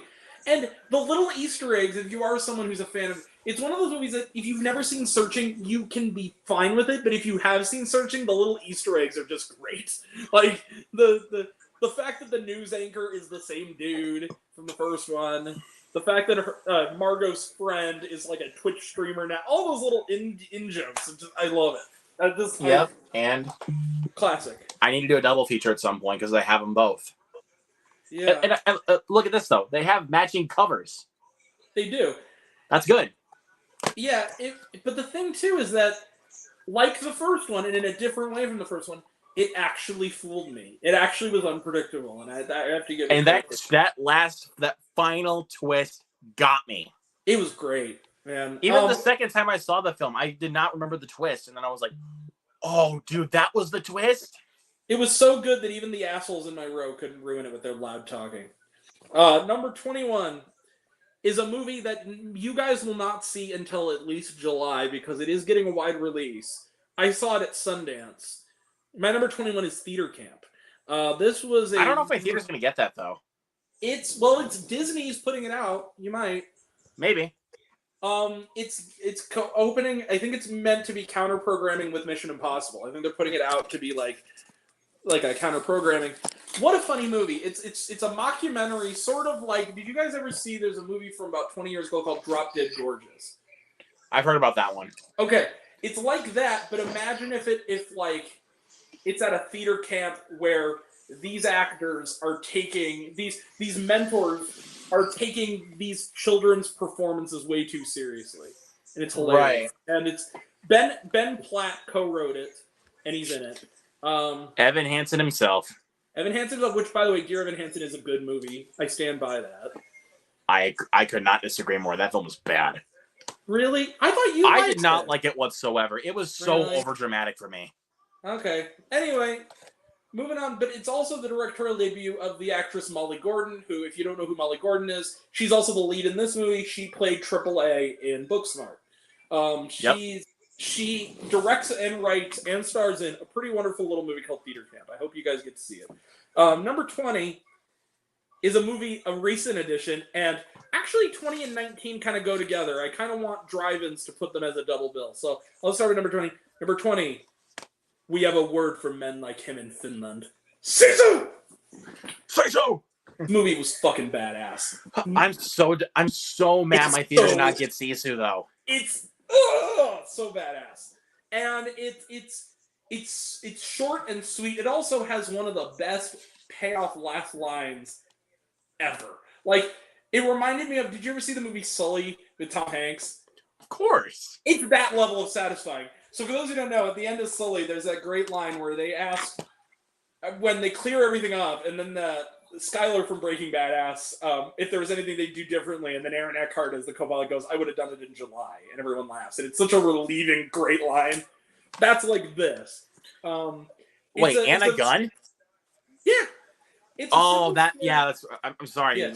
My brain is seriously fogging up. I am really sorry, man. That's fine. Sisu is a really wonderful family adventure about a Irish gold miner of very little words, just trying to get to the bank with his favorite horse and his favorite dog, and wouldn't you know it, those dirty, rotten Nazis show up, and he has to blow them up and rip them apart and decapitate them and explode them. It's just amazing. It's like Mad Max Fury Road with half the budget, but even more punk energy. I love it. Well, it's even kind of like it's not like as much of a revenge flick like Death Sentence, but it kind of feels like Death Sentence. It's not really a revenge movie. It's just this guy has gold. The Nazis try to steal it, and he's like, "Fuck you!" It's basically if Leprechaun was John Wick. It's sort of like, and I mean this as a compliment, I would put it more like this. It's sort of like a really good low-budget homage to Inglourious Basterds. It has that. Have you ever heard of the Bear Jew? Yeah. I believe this is your masterpiece, Ken. Inglourious Basterds. I think I'm gonna love Sisu, man. You need to check it out. It's really good. I have to find it. Like, either I have to find a nearest theater to see it in, or I have to wait till streaming. It's wide, but I think it's only just. I think it's like 900 theaters, and ours was just. Yeah, I saw it. My theater did not get it, so I got to see it in Dolby. That was an experience. That was wild. Anyway, so yeah, moving on though. Number 20 is, and then on the second half of the double bill and the slightly superior entry, number 19 is a movie that no one is talking about. It bombed at the box office. It's so good. Polite Society. Heard about that one. is so funny and so great. It's sort of like if I described it on Twitter and someone said, hey, that's a good description. Like, that's what the movie is. It's like the demon love child of Get Out, Scott Pilgrim vs. the World, Kung Fu Hustle, and Triple R. It's like if all those movies had a baby. And Booksmart. And they all had a baby. It's one of those movies that has one foot in the real world, in this case, London. And it has one foot in the world of comic book fantasy. And it's totally ridiculous and over the top and fun. What's funny is the poster, the tagline says, Big Trouble, Little Sister. And I realized it's kind of like Big Trouble in Little China. Because it has that energy to it, that kind of mix. Big Trouble, Little Sister, Big Trouble in Little China. Well, but that's what I mean, is that it has that same sort of surreal energy that the other movie had. Right, yeah. Like, it's one of those movies where you walk out and you just say, cult classic, in 5 years. Like, loved it. Number 18, this is the last of the 5-star movies. Just outside of it, Creed 3. It's really good. Movies and Train Studios, I think, said it best. We don't talk about the other guy. Michael B. Jordan's great. And he's great, but we don't talk about him. He's great in the movie, not a great guy. But also, we can't overlook Michael B. Jordan's directing, though. That's the other thing. There's the moment for me that really stuck it with me that he's got the touch. Thank you, Wyatt. Creed 3, Wyatt. I just got a new sub. Thanks, Wyatt's Perspective. Thank you Wyatt, so much. you're the best. You're the best, man. You rule. I will sub you back. When we're done. The bear Jew. So it's Creed 3, just the scene where they have the boxing match that looks like it's in a cage, where they make it like the visual metaphor thing. And what I love about it is that my friend said, did it remind you of like any of the Rockies? I'm like, weirdly enough, it reminded me of Warrior. In the sense that you actually care about the stakes of the relationship almost more than who knocks out the other. Like, there's a real weight to what this fight means to these two men and why it matters. I think it's one of the best films in the series, quite frankly, in the whole franchise. And it's in the top 5 for me. Now we get to the best of the best. Like, the ones that are going to be on the list at the end of the year. So, number 17, Luke. Wick with swords! Wick with swords! John Wick Chapter 4, motherfuckers. That 3 hours of pure fuck yeah right to the eyeballs. One of the best action movies ever made. I'm serious. Easily. And probably the best in the franchise. The one shot. That one shot from above up the staircase through the house like the dollhouse thing. Bro. And dude, that nightclub scene. That was better. The nightclub scene, and then all the stuff around the nightclub scene, the little other side fights going on in the nightclub scene. When she climbs on his back and is stabbing him, and he's like the big guy, and he just won't go down. It's like fucking awesome. The stairway fight, just everything in that movie is just—it's the best installment in a franchise of nothing but good installments. Like it's Love John Wick Chapter 4. And I hope they don't make a proper Chapter 5. Do the spinoffs. This should be it for this. Just do the spinoffs. Like they wrapped it up best with the 4th film. Do Ballerina, do Bowery King, do Winston, do the Continental like you're gonna do this fall. I can't wait to see the Continental show with Mel Gibson in it. But yeah, don't do number 5. So that number 17 is John Wick Chapter 4. Number 16, I guarantee you none of you will have heard of this movie. It is a movie that was recommended to me by my buddy, the Wasteland reviewer Shane Conto. Because he saw it and he really liked it. And I thought that it was available to rent, so I rented it and I reviewed it on a whim. It was short. I kind of squeezed it in. It's a French comedy and other things. And we were talking about cult classic movies. This is one of them. Smoking Causes Coughing. This is my number 16.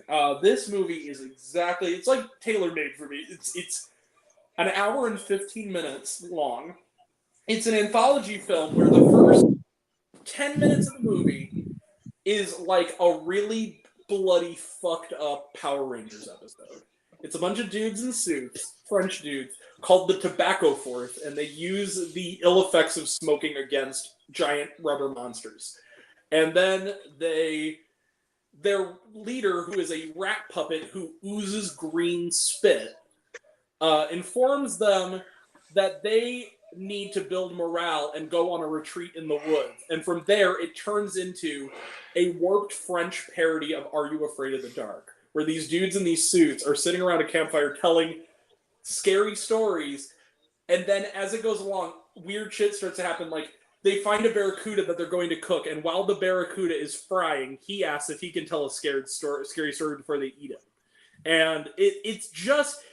Let me put it this way. The guy who did it is a guy named Quentin Dupieux, singular filmmaker. He did Rubber, which was on my best of list in 2011. Which is the movie about the killer tire. This movie, Smoking Causes Coughing, is weird, and I loved it. It's just so out there and so unique and clever and singular. Really good. And the title of the movie, in case you're wondering, is there's a moment where a kid, the superhero, takes this young lad aside and goes, you shouldn't smoke like your father. And he goes, but smoking, you're called the tobacco force. And he goes, now listen, son, we use the powers of tobacco against our enemies. Smoking sucks. It causes coughing, you know. It's like that style of like offbeat humor. It's very weird. Very, very funny though. And also all the women on the team want to fuck the rat. It's really, it's so out there, but I loved it. Number 15, speaking of out there movies, Tracy, you mentioned this if you're watching. It's not safe, is it? Bo is afraid. Bo is afraid. Bo is afraid. And so am I. I will never, not going to spoil anything. I saw this movie the same day as a movie that's even higher on my list at a theater about 25 minutes out of the way of my house. It was at my theater, but I thought I'd double them up. I could tell I was the only one in that theater who liked it. And I also could tell that I will never be able to listen. I went home and I played Always Be My Baby, and I got 30 seconds in and I had to turn it off. And you'll know what I mean when you see the movie. This is, honestly, for me, maybe Ari Aster's best feature film. And I've loved his other two movies just because this movie, among all others, as someone who has anxiety myself, was so relatable and so... But at the same time, what this movie has to say, without spoiling anything, is about the nice guy syndrome. The idea of, even in a biblical sense, the book of Job, and the idea of this kind of schmucky guy who is shit on the whole movie, and that's a lot of people's biggest issue with it. The thing about the movie is that what it's saying is that anxiety... It's like, it's not just that he's anxious, it's that he's let his anxiety and his overbearing mother run his life to the point that he's also not entirely innocent. And I think people miss that idea when they watch this movie and look at it from that point of view. It is an alienating movie. It's 3 hours long. It feels it. It's slow paced. But it's so beautiful looking. And it's so interesting and weird. It's one of the best of the decade so far. So number 15 is Bo is Afraid. Speaking of movies that are going to not make a lot of friends in this environment, Luke, we talked about it slightly earlier. Number 14, Peter Pan and Wendy. Yep. This movie just... It got me. It made me cry. It was just one of those movies. I watched it yesterday, and it just was one of those movies that just...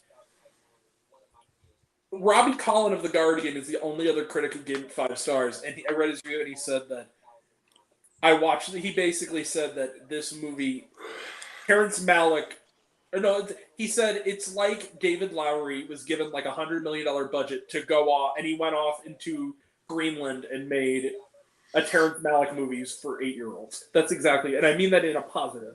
That's this movie. All right. It is a David Lowery movie in every way but chosen audience, and even then, it's still a David Lowery movie. I loved it. Number 13. So yeah, Peter Pan and Wendy. Fuck the Chuds. Just serious. Who gives a shit? Yara Shahidi's a good actor. She did a good job. Anyway, number 13 is a movie, again, that critics weren't nuts about, but I'm sorry, this movie resonated with me deeply. And Luke, I know you at least kind of liked it, maybe? Because I know you watched it. Somebody I used to know. It was fine, honestly. It was fine. I really...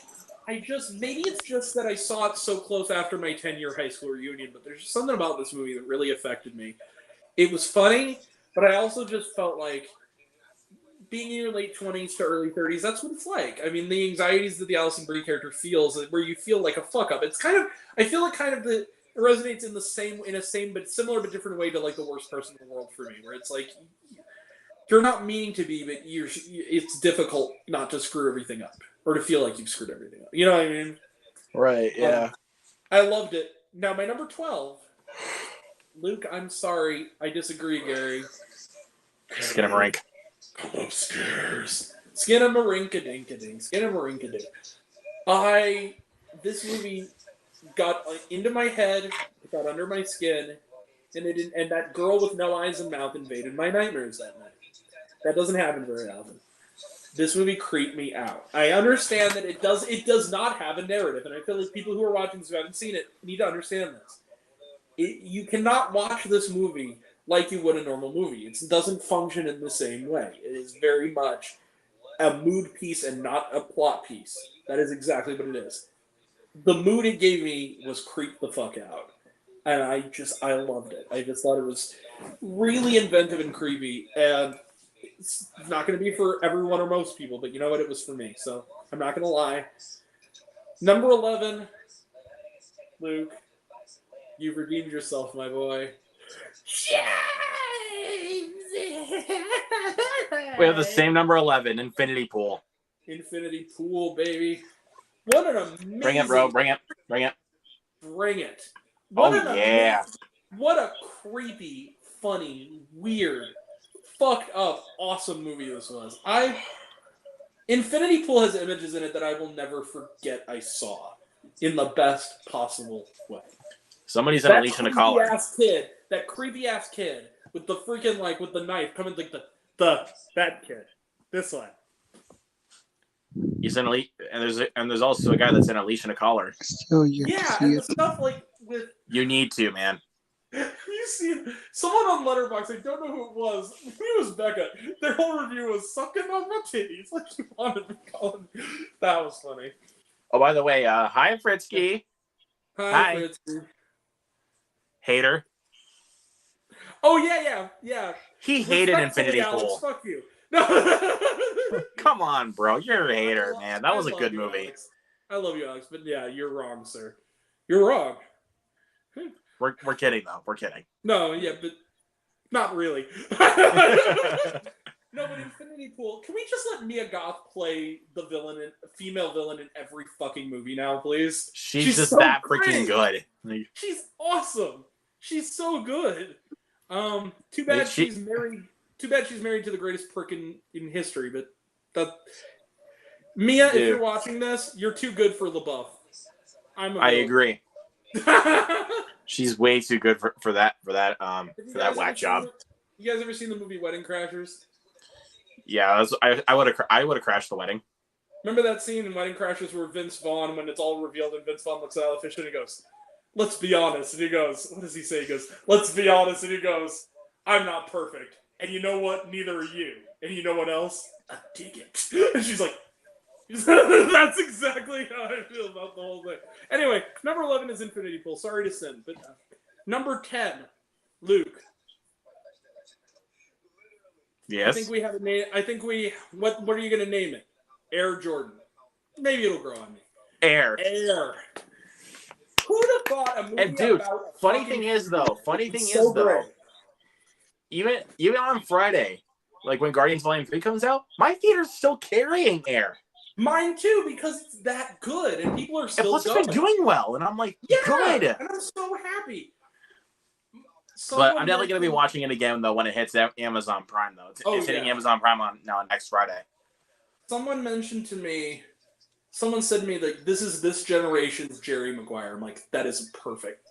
That is just perfect. And yeah. It's kind of basic, and I would honestly kind of say it's a Wolf of Wall Street light movie. Like, it's very light. Except you like all the people in it, except unlike Wolf of Wall Street. You're supposed to like everybody. Yeah, like it's very much so a light version of Wolf of Wall Street. So many moving and funny and substantive scenes. I really love the scene with him and Jason Bateman. It's one that people don't talk about enough, where he talks about why he works at Nike and why it's so significant for him, because he never sees his daughter, but he always has a pair of shoes for her, and that he wants this to work. I don't know about you, man, but I think Jason Bateman sold the entire movie for me. Like, he was great. I love Jason. And plus, I love Jason Bateman. Like, and Viola Davis. I mean, just what a cast. Chris Tucker, Matt Damon, Ben Affleck, Marlon Wayans in a couple of scenes and being great in those couple of scenes. Chris Messina. I feel like Affleck might have been the scenes. Chris Messina, actually, I think is probably the scene. So just for that one. But I feel like the show stealer for me was easily Jason Bateman. Like, yeah. Well, I also I just because I think I just might be a little bit biased towards Jason Bateman, to be honest with you. I know. I love Jason Bateman. Don't get me wrong. But all the way back to like Arrested Development. But the thing is like, okay, here's the thing. That movie might have one of the best solitary, lengthy monologues I've heard in a movie all century so far. That one, you know the one. The monologue that he has to Jordan, who of course we never see. It's at the end. It's towards the end of the movie. I was actually tearing up. Like, it was so well done. That's okay, man, Wyatt. Thanks for stopping by, buddy. Thanks for the stuff. Dude, now you're gonna make me cry. It's okay. I'll just say, because it's been out a while. The Seed, it's the capper of it. It's the way that Affleck directs it, where it's the scene itself. The one from the second movie. I agree. But I actually like Mission Impossible 2. But anyway, I've got a question. Drew asks, what do you think is the worst villain in the series? The one from the second movie. Easily. Well, the second movie is a good movie, but it's the weakest of the movies so far. Of course it is. But it's still not bad. I stand by that I actually like Mission Impossible 2. It's pretty cool. It has its moments. Anyway, but the way that it's the scene itself, and then showing how his life plays out through archival footage with it, and how it mirrors what he's saying, and then to have it off and he goes... It's the way that Damon delivers it, because Damon is a fucking great actor. When Damon looks and he goes, "You're Michael Jordan. And your story is going to make us want to fly." And you just go, oh, damn. This isn't so good. It's just so good. I clap. I actually clap. I'm like, that is a It's incredible, dude. Great movie. Dude, just stop me. You're going to make me cry. Fucking love that movie. Anyway, number 9. Luke, you mentioned this too. One of the most charming romantic comedies I've seen in quite a minute, Rye Lane. I love this movie. Like, Before Rye Sunrise Lane was so good. It's like 80 minutes long, and yet it's so full of life and it gets it is so to the point. So to the point, and also so beautifully shot. Like the camera work in that movie, and it's such a love letter to South London and its people. And I love that movie, and I genuinely I would easily say it is the best like straight to streaming movie this year. Because it is. Well, straight to streaming in this country, it did actually have a theatrical release in the UK, but yeah, Disney didn't handle it well. Number 8 is a movie I saw at Sundance. It just got picked up by Oscilloscope Industries. Sometimes I Think About Dying. With Daisy Ridley. With Daisy Ridley. In her best performance, quite frankly, that I think. Nice. Playing a character who is deeply, deeply anxious. Now, this is another movie that critically has not been well received, but the people who like it are ones that say they related to it. That is This is a movie about anxiety that understands that anxiety isn't... The thing about when you hear the title, it sounds really doomy. It's a really funny movie, too. And what it actually is, she doesn't want to die. She's not suicidal, but she just worries about it all the time. She fantasizes about how it could happen, and it's affecting her relationship with this nice guy that she meets, who she really comes to like, but she can't get out of her own way. And there's this beautiful line, I'm not going to say what it is, toward the end of it, when Daisy Ridley doesn't talk a lot in the movie. It's very quiet and understated. And there's a moment where she talks to him, and he's basically saying, like, tell me what's wrong. Just please tell me what's wrong. And she says, with a little bit of a tear, but, like, kind of mousy, goes, "Can you sometimes wish you could unknow me?" And I was just blubbering. It hit me so hard. That is really, really sad, dude. just hit me so hard because it's like when you're anxious, you feel like everyone hates you, and it just sucks. And you know there's no reason for it, but it's just I mean, sometimes I feel that way too. Like it sucks. And again, so number 7, this ties into another movie on my list. Hint, hint. Number 7 is a terrific documentary about a terrific woman who was partly behind another terrific movie on this list. Number 7 is Judy Blume Forever. Damn right. I know what movie is coming up on your list. This movie is such a wonderful tribute. I say this with all certainty. This does for Judy Blume what Won't You Be My Neighbor did for Mr. Rogers. It's that good. It is. It shows how amazing she is as a person. The fact that, and it also, but it could have just been a profile of her and it would have been enough. What makes this movie so great is that it says to the world, books that are important for young people are getting banned left and right.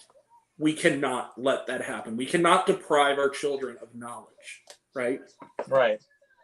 So, she is on the front line, and what we find out in this movie is she lives in Key West. She and her husband run a bookstore in Key West. She's retired now. She runs it. If you go to Key West to her bookstore, Judy Blume will be working there. Nice. And she prides herself on a majority of the books they sell are banned books. Oh, no. What? I love you, Judy Blume. You are a gift to the world. Thank you. Never die. When we lose Judy Blume, it's going to be a loss to everyone. So, number 7 is Judy Blume Forever. Number 6, I saw the same day I saw Beau is Afraid. It did not play in many theaters. I think it played in like 500 theaters. Luckily, one of them was 25 minutes from my... This is a movie that is the directorial debut of one of the best comedic actors we've ever had, giving a really good dramatic performance. Somewhere in Queens. Nice. Ray Romano, what a dude. I just love that guy. And it's a story that on the surface seems familiar. And again, picking up on the trend, it's about anxiety too. I mean, it's a movie that is about this guy who wants his son to be the best and to kind of get out of the sort of way that they're in. And he takes it a bit too far, but you know that he means well. It's just this really moving story. Everyone in it is great. Especially the Laurie Metcalf, who gives, I think, one of the best supporting performances of the year so far as his wife. Just Somewhere in Queens. It's a Lionsgate movie. It'll be streaming somewhere soon. Go watch Somewhere in Queens. It's so good. For sure. It's phenomenal. Really underrated indie movie. We're almost to the top, guys. I promise. Number 5 is another movie I saw at Sundance. I'm pretty sure this is the last one from what I saw at Sundance. It is coming this summer. I think Sony Classics picked it up. A Little Prayer. This is a wonderful little Southern drama comedy with a long overdue showcase for 2 of our finest character actors who've never gotten lead roles on this level, David Strathairn and Jane Levy, who are so good in this movie. It deals with things like domestic abuse, family relationships, all this stuff, and it handles it with a real delicate, really poetic, wonderful touch. I really love this movie. Nice. Anna Camp from Pitch Perfect, also great in her couple of scenes as Strathairn's daughter. It's terrific. You gotta go check that one out. It's so good. Heavy subject matter, but it's really good. In 20 minutes I have to go. Okay, Jared, do you have a list? Right now I can't look out my phone because if I go off the stream, it might kick me out. Do you wanna hold on to it for the midterm then? Sure. All right. Yeah, because if you have one, we'll give you a chance now since you've got to leave soon. So now number 4. Hey Luke, I got to tell you something, buddy, from the bottom of my heart. Thank you, Luke. Thanks an awful lot. An awful lot. Are you there, God? It's me, Margaret. It's me, Margaret. We must increase our bust. Now, I want to point something out to you. I have read this book. You told me that before that you actually have read this book. In middle school, back when the dinosaurs could still walk me to school. And this book resonated then, and this movie resonates now.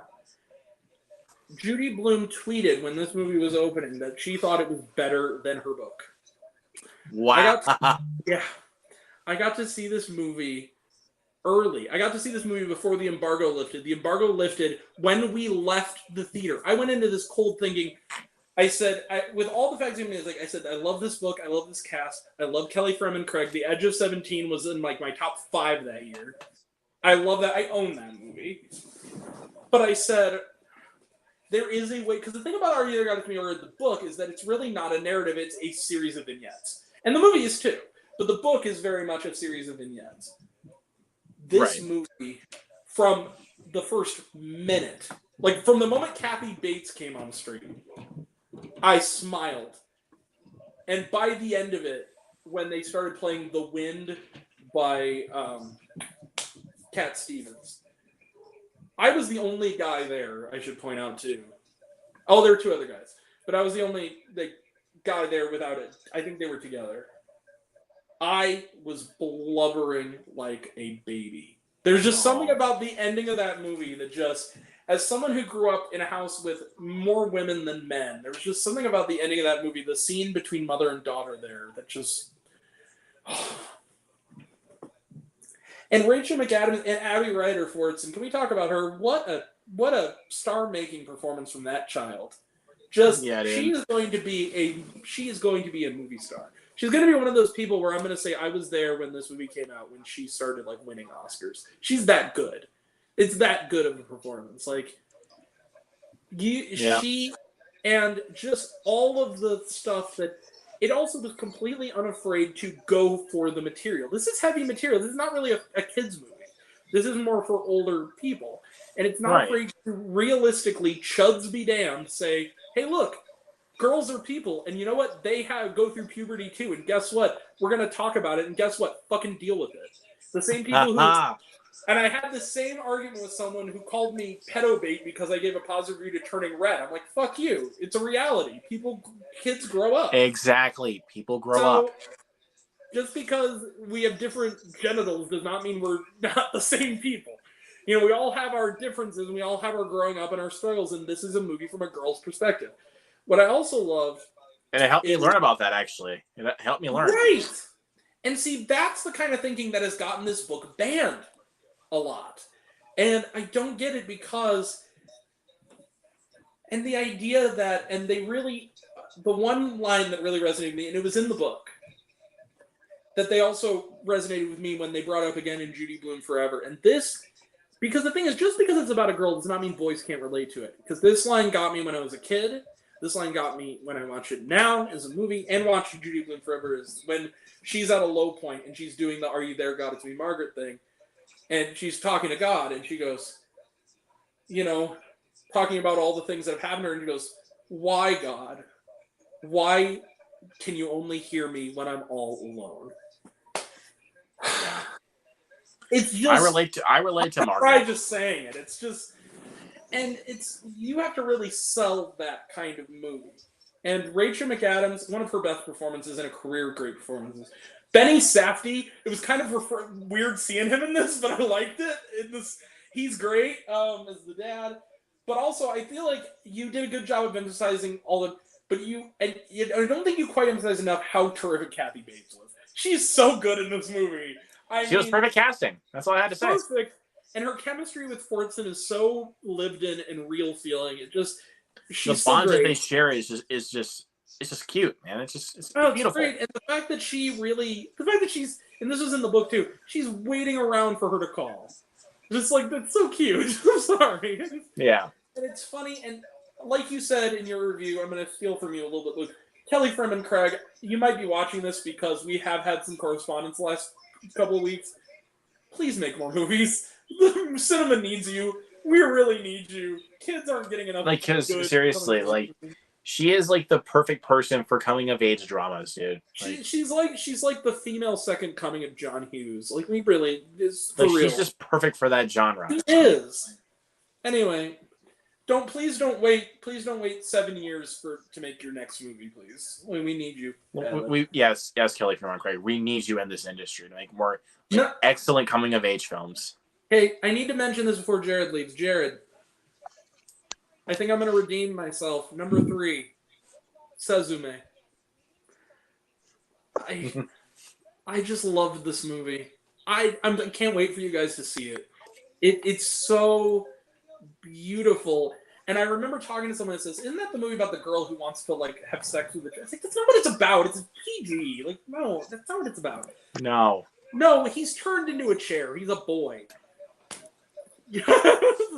God, people are seriously idiots. Like, this movie is gorgeous, both in its visuals and in its story. It is a movie that is technically a family movie. It's PG. I mean, you can take your kids to it.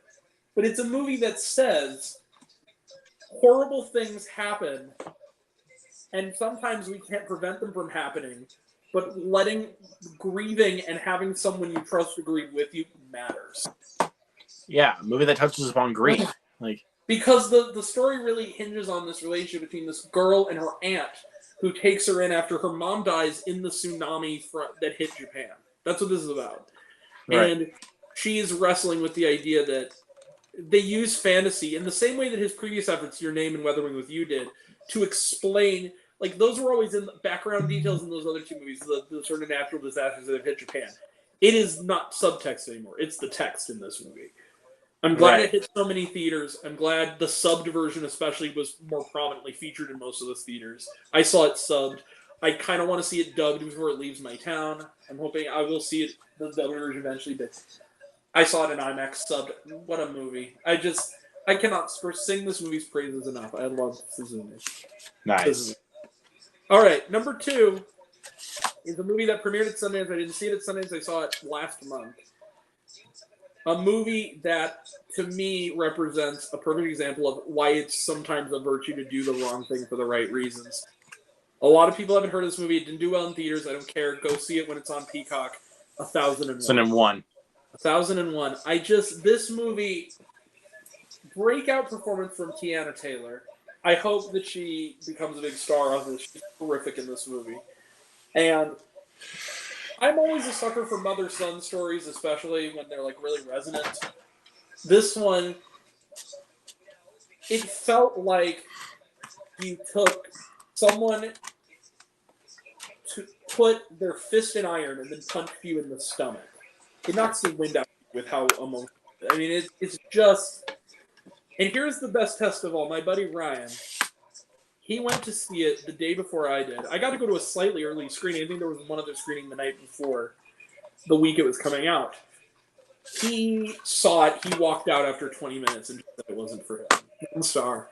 But then what happened was that about 10 minutes before the part where he walked out, or actually it was about an hour in, it's a 2-hour movie, he came back and said, I got in late to Dungeons & Dragons. I kind of want to see the second half of this movie. Because I was in a bad mood during the first half. Maybe I'll like it. He saw it to the end. He came out with me, and we did our reaction. He said, it was a 1-star movie when I walked out. I admit I was kind of in a bad mood. He goes, what would you give it out? He goes, I give it 4 stars. Like, nice. Nice. So, it's just a really great movie. Go check out 1001. Also, one of the best posters of the year. I hope InfoWords gives it a best poster nomination next year. And then my number 1, don't spoil it, Luke. Luke had it on his list kind of low, but it's okay. I mentioned this already. It was my first critic screening. I got the luxury treatment, but that did not affect my decision because I sat there when it was starting. I didn't know what it was about. I didn't know anything about it. I went in a week before it opened, got to go. Focus Features invited me, so thank you, Focus Features. And I went into it not knowing any of these actors, not knowing who the director was, and from minute 1, I was hooked. And then 2 people walked out who were also there, one of whom shushed someone for eating popcorn. Walked out because gay sex started happening. Fuck you. My number 1 movie has been described as gay Australian before sunrise, and that is a worthy description of an age. if there is a better movie that comes out in 2023, I will be astounded. This is the top for me. This is, of all the movies I've seen this year, and I've seen 77 movies already, this is the one that, to me, just is everything I want. It is a movie, it's the kind of movie where it's 90 minutes, 40 of those minutes are in a car. It is two men talking in a car on their way to pick up one of the men's sisters who got drunk and woke up on a beach. It is 40 minutes of the movie is just them talking in a car. And it's riveting. The two characters, and it's a movie that is also refreshing in the queer cinema space in that it is a movie that is tragic, but it's not tragic because of cliched elements in other LGBTQ movies. There is no human villain. Time and circumstances are the villain. Where they are in their lives, they always are at the wrong time reconnecting. That's the right. That's really powerful. And just little grace notes in that movie. I love the scene where I'm gonna cry just thinking about this movie. I love the scene where they're sitting down there where they first met. They're sitting together, and it's in the middle of the night. And he tells him that he knows that he has a life now and that he doesn't have time for him anymore. The guy is hearing it and is moved by it. And he tells him, it never moved forward for me. I was frozen in that moment. Nice. It never went anywhere else for me. It's like, basically, I loved you when I met you. I'm always going to love you. I don't care if you're with someone else. I'm going to love you from afar. Right, Damn. yeah. It just ripped my heart out. It was like, and these actors, I didn't know who any of these people were. They were all like Australian actors who, most of them, it's their first big role. I followed all of them on social media immediately when I got home. And the director. Nice. It was the same with me with The Worst Person in the World. The only person in that movie I recognized was the dude who played Axel, because he's had some supporting roles in American movies, so I've seen him. Fun fact real quick about Worst Person in the World. The guy who plays Axel, the comic book artist, in Norway is a doctor. Like, if you go to Norway and you break a bone, there is a chance that Axel from The Worst Person in the World will be your doctor. That's amazing. He's a working doctor while he makes movies. And movies, he says, are his second job. That's cool. That's awesome. Yeah. So, that's my list. I love it. What a great year already. I mean, it's April, right? It's not May now. Well, yeah, just started, but I mean, April just ended. I mean, just damn. Yeah. Got a lot of movies to look forward to. Oppenheimer, Barbie. I'm actually really looking forward to Barbie. Looks like fun. I'm really excited for Blue Beetle, though. I was kind of amazed that they put that trailer in front of the Mario movie just because some of the jokes are kind of adult. But it's okay. What, Blue Beetle? Or Barbie? No, they had Blue Beetle too, but no, it was the Barbie, because they do the, want to beat you off, bro? I'll beat you off. And all the adults in the theater were laughing, and you could see the kids just looking befuddled. Like, why are you laughing, Mom? Because they're talking about jerking each other off, son. That's just great. Barbie looks legitimate. No, Blue Beetle has one of my favorite trail lines of the year, which is, this looks just like Batman stuff. Batman's a fascist. I want this movie to be good too, because I want George Lopez to be in a good movie, because I love George Lopez so much. I want him to be in something really good. And this is also Joel Dueñas's actually first attempt at a big movie. Like, this shows how far I am away from the zeitgeist. Everyone's like, oh my God, it's that dude from Cobra Kai. It's that dude from Cobra Kai. I'm like, hey, look, it's Julia's adoptive younger son from Parenthood. But I really think of him as Miguel from Cobra Kai. So I know. I need to watch Cobra Kai. I'm a fan of the Karate Kid. I really have no excuse to you have not seen Cobra Kai? I know. I have to watch it. I'm gonna wait probably till it's all out, just so I can binge all of it.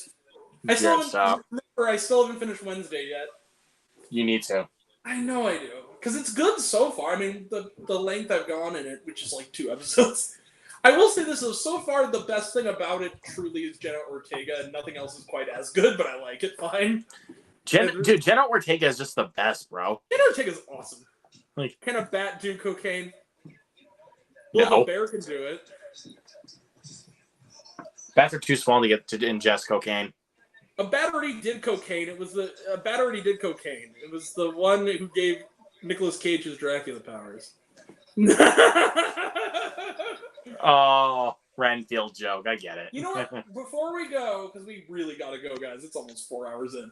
I have to say, you know what my favorite thing about Renfield is? What? Is that technically, because of who released it and because of elements in the movie, it's sort of a comedic sequel to 1931's Dracula with Bela Lugosi, and that's awesome because the original Dracula with Bela Lugosi is actually my favorite horror film of all time. Wow. So it was so cool seeing them recreating it with the two of them at the beginning and end. I was like, that's rad. I am Dracula. Fuck you, Kyle. Now, that's it. Awkwafina doesn't get enough love, man. You're really like the guy that gets the villain's Postmates.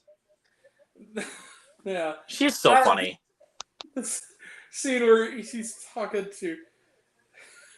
I think I turned to... I was turning to my buddy Ben. This is the best thing where he goes... what's his name? Ben Schwartz shows up in villain mode and he's like, Sonic, no! And then I turned to him and I said, James Marsden fucked him up, and he goes, you win.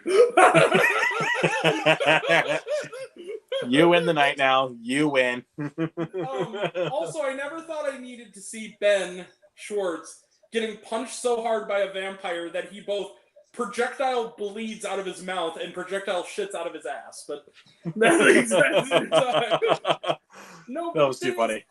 Real quick, because not everyone follows me on Serialized. If you want to, it's gone. It's been trending this week. If you guys have Amazon, you guys have got to watch the show Jury Duty. It has James Marsden in it, playing James Marsden. It's hilarious. It's this Amazon show. It's like a fake documentary style thing, where it's a show where this guy.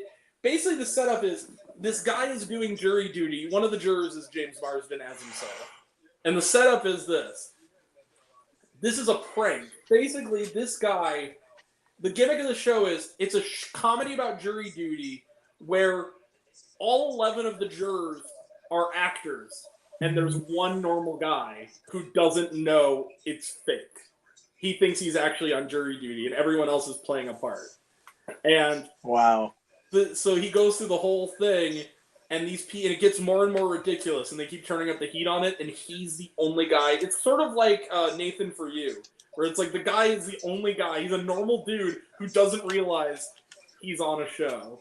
And James Marsden is in it, and he's playing like James Marsden if he was basically Ed Sheeran from yesterday, where the whole thing is just like James Marsden, where the guy doesn't recognize him first, and he goes, "Oh, you were in Sonic?" He goes, "Yeah, I'm like the lead in Sonic." He goes, "Well, I mean Ben Schwartz." And it's just hilarious. And he's just getting more and more angry, and he goes, and then the thing that finally gets the guy, he goes, "You were in Sex Drive," and he goes, "Oh my god, yes!" Watch this, it's great. The guys who did Good Drive. Boys wrote it. It's really good. Got to check it out. Jury Duty. All right. Really funny. All right. I think we'll call that a night on that recommendation. You guys have any last words? Wahoo! Peaches. Jared, do you have any last words? No. Okay, then I will say this. Thank you to all my guests tonight. I'm Grant, the Movie and TV Guy. Thank you for 300 subscribers. Here's to 300 more, and more even beyond. And I will end it with this. Always remember, kids, never forget. If you don't do this first, someone's going to do it to you. Always knock, knock before you go into your bitch's cabin. Thank you all and good night. See you guys. Bye. See ya. Peace. Peace.